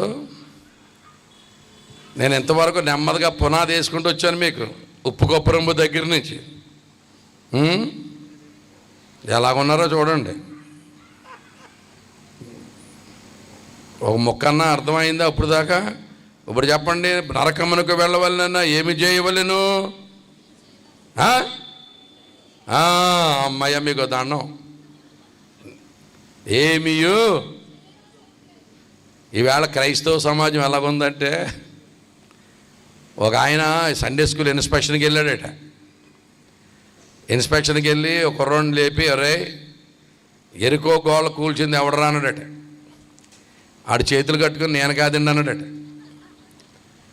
ఏమండి, ఇన్స్పెక్టర్ గారికి ఒళ్ళు మండిపోయి ఆ టీచర్ని పిలిచారట, సండే స్కూల్ టీచర్ని. ఏమమ్మా ఇంత దారుణంగా ఉంది పరిస్థితి, ఎరుకో గోళ్ళ కూల్చింది ఎవడరా అంటే నేను కాదంటున్నాడు ఏంటి అంటే, ఆ టీచర్ అమ్మ అన్నదట, ఆ పిల్లోడు అటువంటివాడు కాదండి, గోళ్ళకి వెళ్ళడం ఎక్కడ మంచోడు, అల్లరి చేయడం అంటుందట. ఎలా ఉంది అప్పటికి ఒళ్ళు మండిపోయి చర్చి కమిటీ దగ్గరికి వెళ్ళారట. కమిటీ వాళ్ళు అందరూ అడుగుతున్నారు, సూపర్వైజర్ గారు ఏంటి ఇంత కోపంగా ఉన్నారంటే అన్నాడట, ఇన్స్పెక్షన్కి వెళ్ళానండి, ఎరుకో గోలు కూర్చుంది ఎవడంటే నేను కాదంటున్నాడు. ఎంత దారుణమో చూడండి. ఆ స్కూల్ అమ్మాయిని పంపి టీచర్ని పిలిచి అడిగితే ఆ పిల్లోడు అటువంటి వాడు కాదండి, గోళ్ళ గట్ర ఎక్కడ అంటుంది. ఏం దారుణం అండి ఇది, ఎరుకో గోళ్ళు కూల్చింది ఎవరో కూడా తెలియకపోతే ఎలాగండి అంటే, ఆ చర్చి పెద్దలు అన్నారంటే, పోర్లండి పిల్లలు అన్న తర్వాత గోళ్ళు ఎక్కుతూ ఉంటారు, పడిపోతుంటాయి, దానికేముంది, మళ్ళీ కడదాం దబ్బిద్దాం అన్నారంట. వాళ్ళకి తెలియదంటే ఎరుకో గోళ్ళు కూల్చింది అవడం. ఏమండి, ఈవేళ అలా ఉంది మన చదువు. మనమేమో బాత్ చేయడానికి బయటికి బయలుదేరిపోతాం. దేవుని బిడ్డలారా, సమయం తక్కువ ఎలాగా అని ఆలోచిస్తున్నా, నాకు ఎక్కువ టైం ఇవ్వలేదు. ఇంతకీ మోక్షానికి వెళ్ళాలంటే ఏం చేయాలని అడిగాం కదా, నరకానికి వెళ్ళాలంటే ఏమీ చేయక్కర్లేదు అనుకున్నాం కదా. మరి నరకమును తప్పించుకొని వలన ఏమి చేయవలెను? నరకమును తప్పించుకొని వలన యేసును నమ్మవలెను. దేవునికి స్తోత్రం కలుగునగా. నరకం తప్పించుకోవాలంటే ఎవరు నమ్మాలి? యేసును నమ్మాలి. ఆయన దేవుడు మానవులకు కరుణాధారముగా అనుగ్రహించాడు. నేనే మార్గమును సత్యమును జీవమును. ఆయనే లోకమునకు తీర్పు తీర్చే ఆయన. తండ్రి తీర్పు తీర్చడు, కుమారుడే తీర్పు తీరుస్తాడు. ఆయన ఎందు విశ్వాసం ఉంచిన వారు ఎవడో తీర్పులోనికి రాడు. దేవునికి స్తోత్రం కలుగునుగాక. హల్లెలూయా. ప్రియా దేవుని బిడ్డలారా, ఇప్పుడు ఎవరైనా ఈ రెండు ప్రశ్నలకు సమాధానం చెప్పడానికి అధికారం ఎక్కడి నుంచి వస్తుందండి? ఎవరు చచ్చిపోయినాడు ఏమవుతాడో అన్న సంగతి ఎవరికి తెలుస్తుంది? చచ్చినోడికే తెలుస్తుంది. ఆడు ఎక్కడికి వెళ్ళాడో ఎక్కడున్నాడో మనకేం తెలుస్తుంది? ఈ భూమి మీద ఉన్నవాడికి ఏం తెలుస్తుంది? చనిపోయినాడు ఎక్కడికి వెళ్తాడో ఏంటో తెలియాలంటే చచ్చినోడికే తెలుస్తుంది. దేవుని బిడ్డలారా, దీనికి అధికారిక సమాధానం యేసు ప్రభువుది. మిగిలినంత గెస్ వర్కే. దీనికి అధికారికమైన సమాధానం యేసు ప్రభువుది. ఎందుకైందంటే మరణము తర్వాత ఏమి సంభవిస్తుందన్న విషయాన్ని యేసు మరణించి తిరిగి లేచి చెప్పాడు. ఇప్పుడు సముద్రం ఆవలి ఒడ్డున ఏముందో ఎలా తెలుస్తుంది మనకి? అవతలికి వెళ్తే తెలుస్తుంది. అలాగే ఈ జీవము యొక్క ఆవలి ఒడ్డున ఏముందో తెలియాలి అంటే ఈ జీవము యొక్క ఆవలి ఒడ్డుకు వెళ్ళి మళ్ళా యువతలకు వచ్చినోడికి తెలుస్తుంది. అలాగ మానవ చరిత్ర అంతటిలో జీవము యొక్క ఆవలి ఒడ్డుకు వెళ్ళి మరలా యువతలకు వచ్చి నరకం ఉందని చెప్పినోడు యేసుబాబు ఒక్కడే. స్తోత్రం చెప్పట్లేదు. మీరు అన్నింటికి ఒకటే మొహం పెడుతున్నారు. మీకు అర్థమవుతుందో లేదో నాకు తెలియదు. జీవము యొక్క ఆవలి ఒడ్డుకి వెళ్ళాలండి. చనిపోయి మళ్ళా తిరిగి లేవాలి. అవతలకి వెళ్ళొచ్చి చెప్పాలి ఏముందో. ఎవరికైనా సాధ్యమా? ఎవరైనా చేశారా అలాగా? మరణాన్ని గెలిచేటువంటి శక్తి ఎవరికైనా ఉంటుందా? అందరూ సమాజంలో నుంచి సమాధుల్లోకి వెళ్ళాలి తప్ప ఎవరన్నా సమాధుల్లోంచి మళ్ళీ సమాజంలోకి వస్తాడా? వచ్చి మీ ఇంటి పక్కన అద్దెకి దిగాడు అనుకో, నీకేమైనా నిద్ర పడుతుందా? కొద్ది కాలం సమాధుల్లో ఉండి లేచి వచ్చి మీ ఇంటి దగ్గర దిగాడు అనుకోండి, అది సంభవిస్తుందా? ఎవరి పప్పులైనా ఎంతటోడైనా ఊళ్ళో ఉడుకుతాయి తప్ప సమాధుల దొడ్లో ఎవరి పప్పులను ఉడుకుతాయా? ఇంతవరకు ఎవరి పప్పులను ఉడికినాయా? అక్కడ మానవ చరిత్రలో జరిగిందా? మరణము గెలవడం అనేది ఎంత భయంకరం, ఎవరికి సాధ్యం, ఎంత అసాధ్యం అది. అందుకనే కదా గుర్రం జాషువా గారు రాశారు ఖండకావ్యాల్లో. ఏమండి, శ్మశాన వాటికలో రాశాడు కదా ఆయన. ఏమి రాశాడు? ఏమి రాశాడో తెలిస్తే మనం ఎక్కడ ఎందుకుంటాం? ఏమి రాశాడు శ్మశాన వాటికలో గుర్రం జాషువా గారు? ఎన్నో ఏండ్లు గతించిపోయినవి కానీ శ్మశాన స్థలిన్ కన్నులు మూర్చిన మందభాగ్యుండొకడైన లేచిరాడగట, ఎన్నాళ్ళీ చలనంబు లేని శయనం బేతల్లు అల్లాడిరో, కన్నీటంబడి క్రాగిపోయినవి నిక్కమ్మెందు పాషాణాలు అన్నాడు. ఎన్నో ఏండ్లు గతించిపోయినాయట శ్మశానంలో. ఎన్నో ఏండ్లు గతించిపోయినవి కానీ శ్మశాన స్థలిన్ కన్నులు మూర్చిన మందభాగ్యుండొకడైన లేచిరాడకట, ఎన్నాళ్ళీ చలనంబు లేని శయనం బేతల్లు అల్లాడిరో, కన్నీటంబడి క్రాగిపోయినవి నిక్కమ్మెందు పాషాణాలు. పాషాణాలు అంటే రాళ్ళు. తల్లు లేడ్చిన ఏడుపులు గట శ్మశానములో రాళ్ళు కరిగిపోయినట్టు. కానీ చచ్చిపోయినాడు ఎవడో మెదట్లేదు, లేవట్లేదట.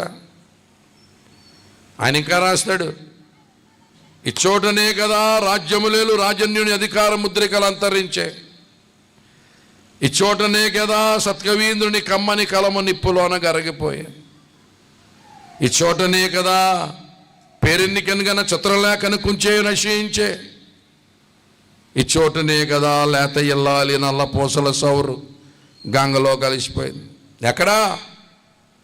శ్మశానంలో. ఏమండి, శ్మశానానికి లేత ఇల్లాలు ముదురిల్లాలు తేడా ఉంటుందా? ఇచ్చోటనే కదా లేత ఇల్లాలి నల్ల పూసల సౌరు గంగలో కలిసిపోయింది. శ్మశానం అంటే అది ఏమన్నా సిమ్ములో పెట్టడానికి గ్యాస్ స్టవ్వా? లేత ఇల్లాలు నెమ్మదిగా కాల్చంటానికి. ఇది పిశాచులతో నిఠాలేఖ్యునుడు గజ్జె కదలించి ఆడు రంగస్థలంబు, ఇది మరణదూత తీక్షణమవు దృష్టిలోలయ అవని బాలించు భస్మ సింహాసనం అన్నాడు ఆయన. మొత్తం అందరూ బూడిదైపోవడమే తప్ప మళ్ళీ బతికి బట్టకట్టినాడు ఎవడుండడు. అంత కఠినమైనటువంటిది అండి మరణం. మరణం ఎవడు కూడా జయించిన సందర్భం లేదు లోకంలో. మానవ చరిత్రలో ఒకడే ఒకడు, నజరేయుడైన యేసుక్రీస్తునాథుడు. ఓ మరణమా నీ బుల్లెక్కడ, ఓ మరణమా నీ విజయం ఎక్కడని మరణానికే మరణాన్ని విధించి సమాధుల్లోంచి సమాజంలోకి వచ్చి 40 రోజులు ఉన్నాడు ఆయన. దేవునికి మహిమ కలుగునుగా. That's the reason why the resurrection of Jesus Christ authenticates what all he said and what all he did. ప్రభు అయిన యేసుక్రీస్తు చెప్పినటువంటి సమస్త బోధలకు కానివ్వండి, ఆయన చేసినటువంటి క్లెయిమ్స్ కానివ్వండి, ఆయన చేసినటువంటి కార్యాలు కానివ్వండి, వాటన్నిటికీ కూడా అటెస్టేషన్ పెట్టి ముద్ర వేస్తుంది పునరుత్థానం. మీకు అర్థం అవట్లేదు. Resurrection is the one thing that authenticates what all God did and what all God said. దేవుడు చెప్పిన సమస్తమునకు, ప్రభు అయిన యేసుక్రీస్తు చెప్పిన సమస్త బోధలకు, చేసిన కార్యాలన్నిటికీ ముద్ర వేసేటువంటిది, సీలేసేటువంటిది పునరుత్థానం. దేవునికి స్తోత్రం కలుగునుగా. హల్లెలూయా చెప్పండి గట్టిగా. ఆయనే జీవం యొక్క ఆవల ఒడ్డుకి వెళ్ళి మళ్ళా యువతలకు వచ్చి నరకం ఉందని చెప్పాడు. దేవునికి స్తోత్రం కలుగునుగా. ఏమంటే అవతలకి వెళ్ళి యువతలు వచ్చిన మాట వింటావా? గట్టు మీద ఉండి గెస్ట్ వర్క్ చేసిన మాట వింటావా? ప్రియా దేవుని బిడ్డలారా, ఏం చెప్పాడు తెలుసా ప్రభు? క్రీస్తు యేసునందు విశ్వాసం ఉంచిన వారందరూ నిత్య జీవంలో ప్రవేశిస్తారు. ఏమండి, మరణమైన తర్వాత మనుషులు 2 స్థలాలకు వెళ్తారు. ఇద్దరు వెళ్ళేది పాతాళమే. పాతాళంలోనే 2 స్థలాలు ఉంటాయి. ఒకటి నెమ్మది కలిగిన స్థలము, ఇంకొకటి యాతనతో కూడిన స్థానము. ఇక్కడి నుంచి అక్కడికి చూసుకోవచ్చు, అవసరమైతే మాట్లాడుకోవచ్చేమో, మరి కేకలేసుకోవచ్చు, కానీ దాటి వెళ్ళడానికి అవ్వదు. అది యేసు క్రీస్తుకు పూర్వము, ప్రభు అయిన యేసు క్రీస్తు యొక్క మరణ పునరుత్థానాలకి పూర్వం మృతి పొందిన వారందరూ కూడా పాతాళంలో ఉండేవారు. పాతాళంలో 2 స్థలాలు. దేవుని యందు విశ్వాసం ఉంచిన వారు వెళ్ళే స్థలం ఒకటి, దేవునిని ధిక్కరించిన వారి స్థలం ఒకటి. దేవుని బిడ్డలారా, ప్రభు అయిన యేసుక్రీస్తు మృతి పొందిన తర్వాత ఆయన ఏం చేశాడు తెలుసా? ఇంకొక మర్మం చెప్తున్నాను వినండి. చాలామంది భారతీయ ఋషీశ్వరులు, భారతదేశానికి పునాదులు వేసినటువంటి ఋషీశ్వరులు అందరూ పరలోక రాజ్యంలో యేసు ప్రభు దగ్గర ఉంటారు. వశిష్ఠ మహర్షి, విశ్వామిత్రుడు, వ్యాసుడు, క్రీస్తు పూర్వం ఋషీశ్వరులు అందరూ కూడా పరలోకంలో ఉంటారండి. అక్కడికి ఎలా వెళ్ళారు వాళ్ళు? మీరు నువ్వు ఇచ్చావా బాప్తిసం అని నన్ను అడగండి. ఏం జరిగిందంటే, సిలువ వేసినప్పుడు యేసు ప్రభు దొంగను తీసుకొని మృతుల లోకంలోకి వెళ్ళాడు, పాతాళ లోకంలో. అక్కడికి వెళ్ళి 3 రోజులు సభలు పెట్టాడు. యేసు ప్రభు స్పీకరు, దొంగోడు సాక్ష్యం. ఎన్ని సభలు, ఎన్ని రోజులు చెప్పట్లేదు? 3 రోజులు. ఎవరు స్పీకర్? ఎవరు? ప్రసంగికుడు యేసయ్య. సాక్ష్యమేమో దొంగోడు. నేడు నువ్వు నాతో కూడా పరదేశంలో ఉంటావు. అక్కడికి వెళ్ళిన తర్వాత వాడిని నిలబెట్టి సాక్ష్యం చెప్పరా అన్నాడు. నన్ను ఎలా చంపారో, ఏం జరిగిందో చెప్పమంటే అప్పుడు వాడు చెప్పాడు, అయ్యా ఈయన తల మీద ముండ్ల కిరీటం పెట్టారు, ఈ 2 చేతుల్లో మేకులు కొట్టారు, 2 కాళ్ళలో ఒక శైల దిగ్గొట్టారు. ఆయన అంగీని రోమా సైనికులు చీట్లు వేసి పంచుకున్నారు. ఆయన దాహం అని అడిగినప్పుడు చేదు చిరకనిచ్చారు. ఎముక విరక్కుండగా డొక్కల్లో పొడిచి రక్తమంతా ఓడ్చారు. నా కాళ్ళు ఎరగొట్టారు, నా పక్కోడు అవతల పక్కోడు కాళ్ళు ఎరగొట్టారు, కానీ యేసు ప్రభు కాళ్ళు ఎరగొట్టలేదు. ఈ విధంగా ఆయన చనిపోయాడు, ఈ విధంగా ఆయన అక్కడ సిలువలో చంపారు అని ఈ సిలువ యజ్ఞం అంతా వర్ణించాడు అక్కడ. దేవుని బిడ్డలారా, అటువంటిది జరుగుతుందనే భారతీయ ఋషీశ్వరులు ఎంతకాలంగానో కనిపెట్టి చనిపోయారు. భారతదేశానికి ఈ సందేశం అందించి మరీ చనిపోయారు. అటువంటి సాదృశ్యపూర్వకమైనటువంటి యజ్ఞము జరిగించేవారు. ఆ యజ్ఞాన్నే అజామేధ యాగము అనేవారు. అజామేధం అనగా మేక, సంస్కృత భాషలో అజా అంటే మేక. అజామేధ యాగం చేసేవారు భారతీయ ఋషీశ్వరులు. ఒక మచ్చలేని మేకను తీసుకునేవారు, దాని తల మీద బలుసుములతో కిరీటం పెట్టేవారు, దానికి ఒక పట్టు వస్త్రాన్ని కప్పేవారు. ఆ పట్టు వస్త్రాన్ని రుక్తులు అనగా పురోహితులు చీట్లు వేసి పంచుకునేవారు. దాన్ని ఒక బల్ల చెక్కకు దిగ్గొట్టేవారు, 4 కాళ్ళలో మేకులు కొట్టేవారు, ఎముకెరక్కుండగా పక్కలో పొడిచేవారు. రక్తమంతా బయటకు వచ్చేసి రీహైడ్రేట్ అయిపోయి నాలుక బయటికి తీసి ఏడుస్తూ ఉంటే సోమరసం అందించేవారు. ఈ విధంగా ఆ యజ్ఞములో, ఆ అజామేధ యాగంలో ఆ మేక చనిపోయిన తర్వాత మళ్ళా ప్రాణప్రతిష్ఠ చేయాలి. పునఃప్రతిష్ఠ చంపడం వరకు చేసేవారు, కానీ మళ్ళా ప్రాణం పోయడం వారికి సాధ్యపడేది కాదు.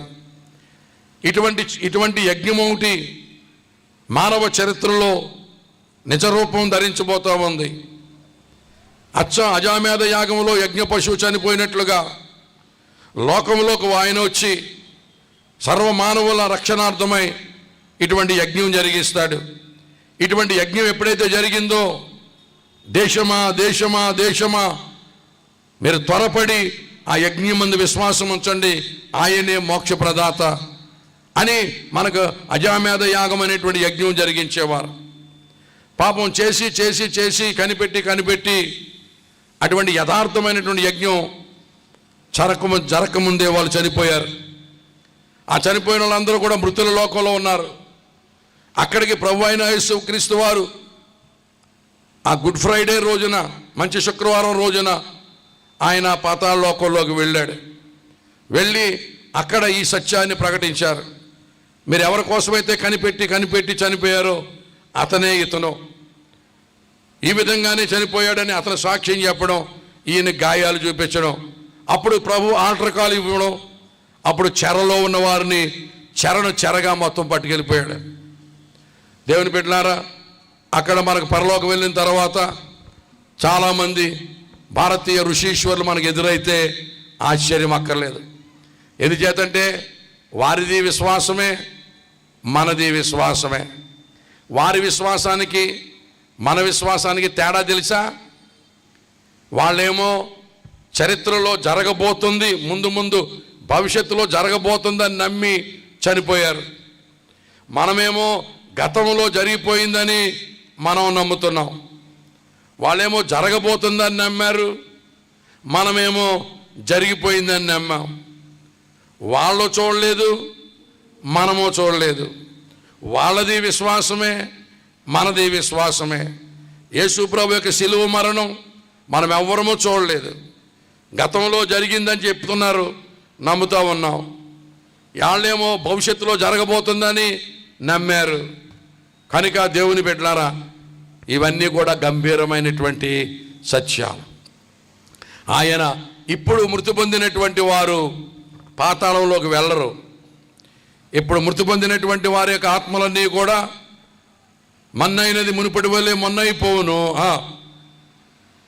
ఇదన్నా చెప్పండి, మన్నైనది మునుపటి వల్లే మొన్నైపోవును, ఆత్మ తను అనుగ్రహించిన దేవుని యొద్దకు చేరును. యేసుక్రీస్తు యొక్క పునరుత్థానం తర్వాత దేవుని బిడ్డలారా, మృతుల యొక్క పరిస్థితి దేవుని దగ్గర ఉంటుంది. మొన్నైనది మొన్న అయిపోద్ది, అక్కడ వెయిటింగ్ లిస్ట్లో ఉంటారు. కనుక ప్రియ దేవుని బిడ్డలారా, ఈవేళ మానవులు మోక్షానికి వెళ్ళాలి అనేటువంటి ఆలోచన అయితే ఉంది, తపనైతే ఉంది. అందరూ ఆశపడుతున్నారు. జాతి, మత, దేశ, కుల ఏ భేదము లేకుండా ప్రతి మనిషి కూడా మోక్షానికి వెళ్ళాలనే ఆశ. అందుకనే ఎక్కడ ములగమంటే అక్కడ ములుగుతాం, ఎక్కడ తేలమంటే అక్కడ తేలుతాం, ఏం చేయమంటే అది చేస్తాం, ఎక్కడ మొక్కమంటే అక్కడ మొక్కుతాం అని మనుషులు తండోపతండలుగా రావడానికి గల కారణం మనుషుల్లో ఒక తపన ఉంది. ఏంటంటే ఈ జన్మ కర్మ పాపం నుంచి విడుదల పొంది మోక్ష సాధన చేసుకోవాలి. ఈ అశాశ్వతమైన జీవితంలో నుండి శాశ్వతమైన జీవితంలో ప్రవేశించాలి. అందరం పుణ్యాత్ములం అవ్వాలి అని అందరిలో ఆశ ఉంది. కాబట్టే అలాగ తండోపతండలుగా మనుషులు వస్తూ ఉన్నారు.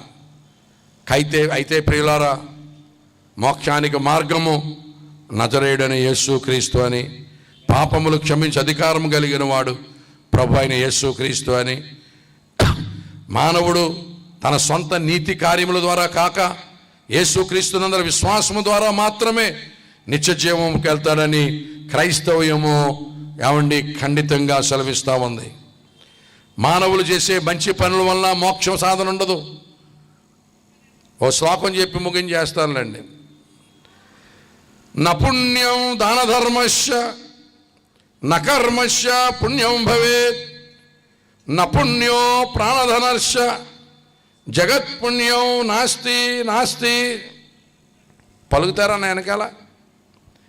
నపుణ్యం దాన ధర్మశ్చ అంటే దాన ధర్మముల వలన పుణ్యము కలుగదు. నకర్మశ్చ పుణ్యం భవేత్, మానవుడు ఏ కర్మ చేసినా పుణ్యాత్ముడు కాలేడు. నపుణ్యో ప్రాణధనర్ష జగత్పుణ్యం నాస్తి నాస్తి. దేవుడే వచ్చి మానవుల కొరకు ప్రాణదానం చేస్తే తప్ప మానవ జాతి పుణ్యాత్ములే అవకాశం లేదని శాస్త్రం చెబుతా ఉంది. అలాగ దేవుడే వచ్చి ప్రాణదానం చేసినటువంటి సంఘటన నజరేయుడైన యేసుక్రీస్తులో నెరవేరింది. నమ్మడానికి మనకేమీ అభ్యంతరం అక్కర్లేదు. నపుణ్యం దాన ధర్మశ్చ నకర్మశ్చ పుణ్యం భవేత్, నపుణ్యో ప్రాణధనర్ష జగత్పుణ్యం నాస్తి నాస్తి. దేవుని బిడ్డలారా, దాన ధర్మముల వలన కానీ పుణ్యకార్యముల వలన కానీ మానవుడు చేసే మంచి పనుల వలన కానీ మానవుడు ఎన్నడూ కూడా మోక్షాన్ని సాధించుకోలేడు. క్రైస్తవ్యం ఏం చెప్తుందంటే, ఎవరైతే దిగి వచ్చి మన కొరకు ప్రాణం పెట్టి తిరిగి లేచాడో ఆ ప్రభు అయిన యేసుక్రీస్తు అను దేవకుమారుని యందు విశ్వాసం ఉంచడం ద్వారా మనము నిత్య జీవంలో ప్రవేశిస్తాం. దేవునికి స్తోత్రం కలుగునగా. హల్లెలూయా చెప్పండి గట్టిగా, హల్లెలూయా. ఇంకా ఇతను ఏమంటున్నాడు తెలుసా ధనవంతుడు? అయ్యా, నాకింకా 5 సహోదరులు ఉన్నారు. మృతుల్లో నుంచి ఎవరన్నా వెళ్తే మా వాళ్ళు వింటారు, నన్నైనా పంపించు లేదా లాజర్నైనా పంపించి ఒక అడుగు వెళ్ళి సువార్త చెప్పి వచ్చేద్దాం, దేవుడిని నమ్ముకుంటాం, నరకముందర బాబా కాలిపోతాం అక్కడ చెప్తాం అంటున్నాడు. ప్రియులారా, నాకు ఇంకా 5 సహోదరులు కలరు. అంటే మృతుల్లోంచి ఒక వ్యక్తి వెళ్తేనట వింటారట. దేవునికి సలహా చెప్తున్నాడు ఈయన, అబ్రహాముకి సలహా చెప్తున్నాడు. ఏమండి, మృతుల్లోంచి ఒక వ్యక్తి వెళ్ళి సువార్త చెప్తే బతుకుతారా? చచ్చినోడు మాట్లాడితే ఎవడని బతుకుతాడటండి? మీకు తెలుసా, కాకినాడలో ఒక సంఘటన జరిగింది. కాకినాడ దగ్గర ఏదో పల్లెటూరులో ఒక ఆయన ప్రభువు నమ్ముకొని ఆయన చనిపోయాడట. చనిపోతే ఆ ఊరిలో పెట్టి చేసేవాళ్ళు లేరట, సమాధి పెట్టి చేసేవాళ్ళు లేకపోతే కాకినాడ వచ్చి సమాధి పెట్టి చేయించుకుని లారీ మీద వేసుకుని వెళ్తున్నాడట. రాత్రి 12 అయిపోయిందట, చీకటి పడిపోయిందట, వర్షం చీకటి పడిపోయిందట. వెళ్తూ ఉంటే వర్షం వస్తుందట. వర్షం వస్తుంది కదా, తడిసిపోవడం ఎందుకని పెట్టిలో పడుకున్నాడట. పాపం 2 ఆపారంట దారిలో. ఆపితే డ్రైవర్ అనుకున్నాడట, మనిషి వెనకాల ఉన్నాడు కదా అని చెప్పి డ్రైవర్ ఆపాడంట. 2 లారీ ఎక్కేశారట. ఎక్కగానే ఆ శవం పెట్టి సమాధి పెట్టి చెమ్మ చీకటి చినుకులు వాళ్ళ బుర్రంతా పాడైపోయిందట. మరి ఎక్కగా ఈ లారీ ఎక్కవేంట్రా, ఈ పెట్టిలో ఏముందో ఏంటో అని వాళ్ళ పాప ఈ పక్కన కూడా ఆ పక్కన కూడా కూకుని బిక్కుమంట చూస్తున్నారండి. దాని చెమ్మ చీకటి చినుకులు ఏమండి సమాధి పెట్టి ఎలాగుంటుంది. వాళ్ళు చాలా భయంతో వాళ్ళు కూర్చున్నారట. ఆ లారీ వెళ్ళిపోతున్నప్పుడు గోతుల్లో పడి దడేలుమంటే గుండు బడేలు పడిదట. వాళ్ళంతా బిక్కుమంట వాళ్ళు ఉంటే కొంచెం దూరం వెళ్ళిన వరకు ఉండి ఆ పెట్టిలో పడుకున్నవాడు మోత తీసి బుర్ర బయటకెట్టి ఏమంటే వాన్ తగ్గిందా అన్నాడు. ఇంకా చూడండి, వాన్ తగ్గిందా అనగానే అయ్యి బాబు శవమే లేచిపోయింది కాబట్టి దూకరా అన్నాడండి. అంతే. ఇద్దరు దూకేశారటండి. ఇద్దరు దూకేస్తే ఆ తడికి చేతులు జారిపోయి ఇద్దరికి మించి లారీ వెళ్ళిపోయింది. ఇద్దరు చనిపోయారు. ఏమండి ఆ డ్రైవర్ని విశాఖపట్నం తీసుకొచ్చారట కేసుకి. ఆ పెట్టులో పడుకున్నవాడేమో ఒక లాయర్ని ఎట్టుకున్నాడు. ఈ చచ్చిపోయినోడు తరపుళ్ళేమో ఇంకో లాయర్ని పెట్టుకున్నారట. ఈ చచ్చిపోయినోడు తరపు లాయర్ అంటాడట, ఇదిగో అతని వల్లనే చచ్చిపోయారు, అతనికి ఉరిశిక్ష వేయించినట్టాడ, ఉరిశిక్ష వేయమంటాడట. ఆ పెట్టులో పడుకున్నవాడు లాయర్ అంటాడట, మా వాడు ఏమన్నా తోశాడా పొడిచాడా, ఏమండి వాన్ తగ్గిందా అన్నాడు. ఏమండి వాన్ తగ్గిందా అన్నదానికి ఎవడన్నా ఉరిశిక్ష చేస్తాడా అంటే జడ్జి గారికి ఏం చేయాలో అర్థమైంది కాదట. మళ్ళీ పైగా మర్యాదగా పిలిచాడు మావాడు. ఆయన తోశాడా పొడిచాడా తిట్టాడా కొట్టాడా ఆడికి ఉరిశిక్ష చేయడం ఏంటండి. ఏమండి వాన్ తగ్గిందా అన్నాడు. దానికి వాళ్ళు దూకేశారు, మేమేం చేయమండి. దేవుని పెట్టలారా, చచ్చినోడు మాట్లాడితే ఎవడు బతకడు. ఆడంటున్నాడు, ప్రభువా ఇదిగో మా 5 సహోదరులు ఉన్నారు, మృతుల్లోని ఒక వ్యక్తి వెళ్ళి చెబితే వింటారని దేవునికి సువార్త చెప్తున్నాడు ఈయన. దేవుని పెట్టలారా, దేవుడు అన్నాడు అక్కడ మోషే అహరోనులు ఉన్నారు, మృతుల్లోంచి ఒక వ్యక్తి వెళ్ళినా వినరు, మోషే అహరోనులు ప్రకటిస్తున్నారని చెప్పాడు. కనుక ప్రియా దేవుని పెట్టలారా, వాడు నిత్య నరకాగ్నిలోకి వెళ్ళిపోతారు. ఎవరు అగ్నిగుండం తప్పించుకోరు. తెలుసా మీకు, మన బంధువులు ఎవరెవరైతే నరకంలో ఉన్నారో వాళ్ళందరికీ ఒకే ఆశ ఏంటంటే మా చుట్టాలు ఎవరు ఇక్కడ రాకూడదని. వీళ్ళు ఎవరైనా మా చుట్టాలను ఎవరైనా ప్రభువులో నడిపిస్తే మంచిది, మా బంధువులను ఎవరైనా నడిపిస్తే మంచిది, మా చుట్టాలు ఎవరు ఇక్కడ రాకూడదని కోరుకుంటున్నారు వాళ్ళు. వీళ్ళకి తెలియక మా తాత దగ్గరికి వెళ్ళిపోతాను, మా అమ్మ దగ్గరికి వెళ్ళిపోతానంటే ఈవిడ, వీళ్ళ అమ్మ అక్కడ కాలిపోతుందని సంగతి ఈవిడికి తెలియదు. నువ్వు రాకూడదు ఇక్కడ కానీ అప్పుడు ఎన్నో మొక్కుకుంటుందని సంగతి తెలియదు. దేవుని బిడ్డలారా, యేసుక్రీస్తు లేకుండా మృతి పొందితే నరకాగ్నిలోకి వెళ్ళిపోతాం. కనుక దేవుని సేవకులు ఉన్నారు, అభిషక్తులు ఉన్నారు, పిలువబడిన వారు ఉన్నారు, సువార్థికులు ఉన్నారు, దేవుని సువార్తను ప్రకటిస్తున్నారు. ప్రయాసపడి భారం మోసుకొనుచున్న సమస్త జనులారా నా యొద్దకు రండి, నేను మీ విశ్రాంతి కలుగు చేస్తాను. మీ కర్మఫలం మీరు అనుభవించవలసిన పని లేదు ప్రియులారా. మీ కర్మఫలం మీరు తీర్చాలంటే మీ సాధ్యం కాదు ప్రియులారా. మీరు ఎన్ని కోట్ల జన్మలు ఎత్తినా మీ కర్మఫలం పోదు ప్రియులారా. మీ కర్మఫలంలో మీరు చనిపోవలసిన పని లేదు ప్రియులారా. అందరి కర్మఫలానికి ప్రాయశ్చిత్తం చెల్లించినటువంటి వాడు నజరేయుడైన యేసుక్రీస్తునాథుడు ఉన్నాడు. ఎంత ఘోర పాపినైనా అందరి కొరకు కూడా ఆయన తన యొక్క రక్తాన్ని చిందించాడు. ఆయన రక్తము నువ్వు చేసిన సకల పాపాలకు అది ప్రాయశ్చిత్తంగా సరిపోయేంత ప్రాయశ్చిత్తం జరిగించాడు. నీ కర్మఫలం నువ్వు అనుభవించవలసిన పని లేదు. అదే శుభవార్త.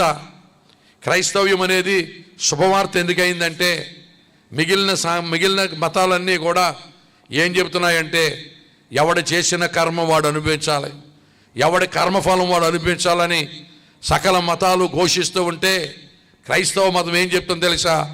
ఎవరి కర్మఫలము ఎవరు అనుభవించవలసిన పని లేదు. మీ అందరి కర్మఫలము కూడా నేను అనుభవించి మిమ్మల్ని అందరినీ ఆ కర్మఫలము నుంచి విమోచించిన కార్యం చేశాను. మీ అందరి కొరకు నా యొక్క రక్తం చిందించాను.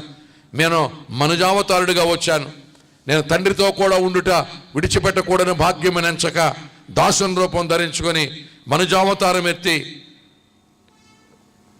పాపులలో చేరక ప్రత్యేకంగా ఉన్నవాడనై జన్మ కర్మ పాపము లేనివాడుగా వచ్చి మానవులందరి పాపముల కొరకు నేను వెల చెల్లించేశాను. ఇంకెవ్వరూ కూడా రాగి పైసా మీరు చెల్లించవలసిన పని లేదు, మీ కర్మఫలంలో మీరు చనిపోవాలని పని లేదు, దాంతటికి వెల చెల్లించేశాను, రండి రండి రండి రండి నమ్మి బాప్తిసం పొందండి అని ప్రభు పిలుస్తూ ఉన్నాడు. ఇది దేవుని యొక్క సువార్త. అందుకనే దీన్ని సువార్త అన్నారు.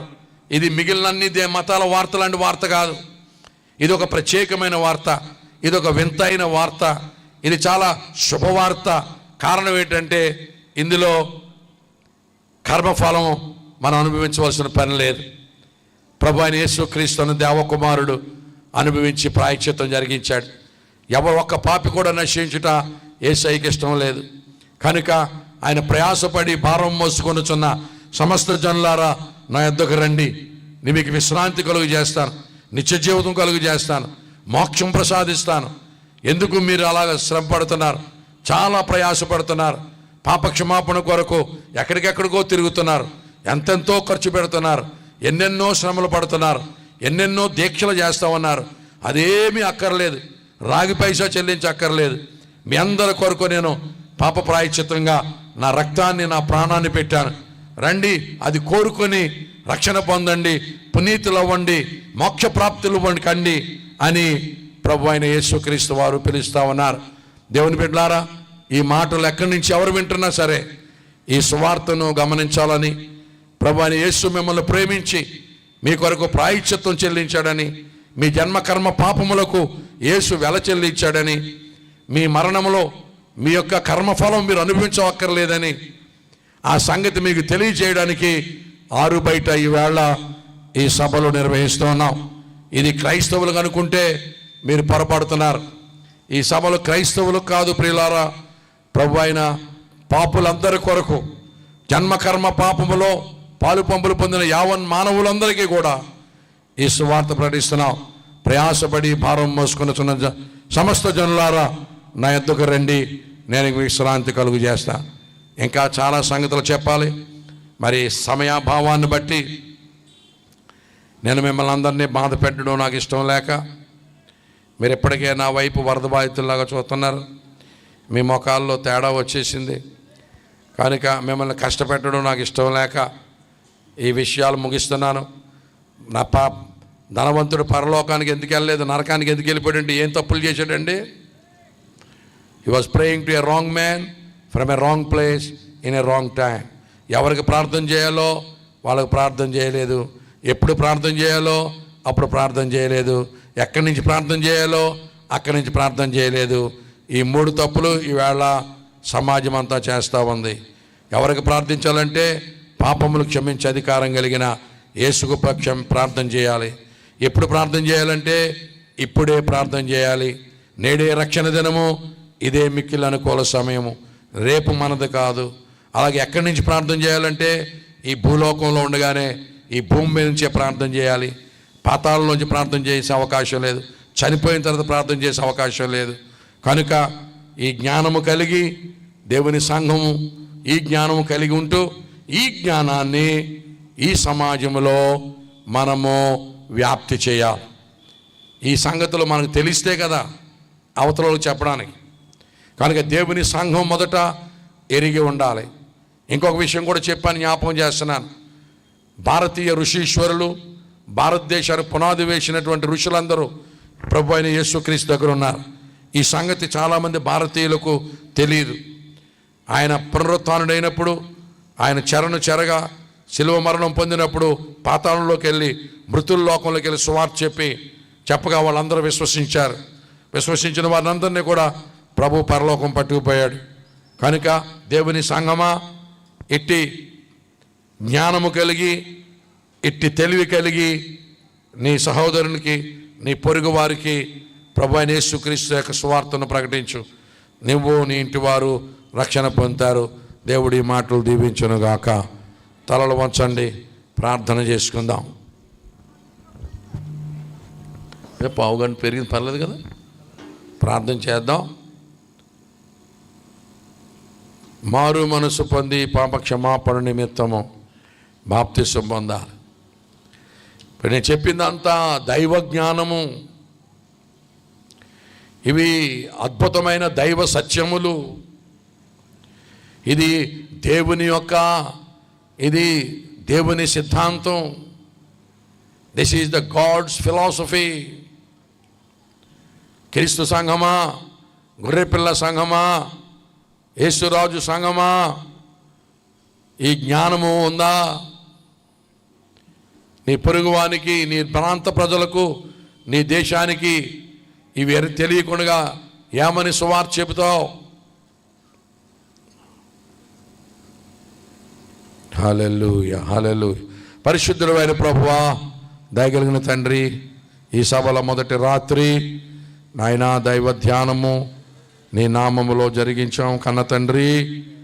ఈ మాటలకు నాయనా మీరు నీరు కట్టండి, ఈ సందేశమును దీవించండి. నీ వాక్యము వెల్లడితోడనే వెలుగు కలిగినట్లు అనుగ్రహించండి నాయనా. జీవము గల దేవుని సంఘము ఇట్టి జ్ఞానము కలిగి చీకటిలో ఉన్న వారికి నాయనా ఈ జ్ఞానమును ఉపదేశించి అనేకులు వెలుగులోకి నడిపించే భాగ్యం దయచేయమని, మేలుకై జ్ఞాపకం చేసుకుని దీవించి ఆశీర్వదించమని మా ప్రభువును నీ ప్రియ కుమారుడును మా రక్షకుడైన యేసు పరిశుద్ధ నామమున అడిగి వేడుకొనుచున్నాము తండ్రి. ఆమేన్, ఆమేన్, ఆమేన్. ఇంతవరకు ఓపికతో విన్నందుకు మీకు అందరికీ కృతజ్ఞతలండి. ఇంతవరకు నా ఛానల్ సబ్స్క్రైబ్ చేసుకోకపోతే దయచేసి సబ్స్క్రైబ్ చేసుకోండి, లైక్ చేయండి, షేర్ చేయండి. ఇంకా లేటెస్ట్ వీడియోల కోసం బెల్ ఐకాన్ మీద క్లిక్ చేయండి.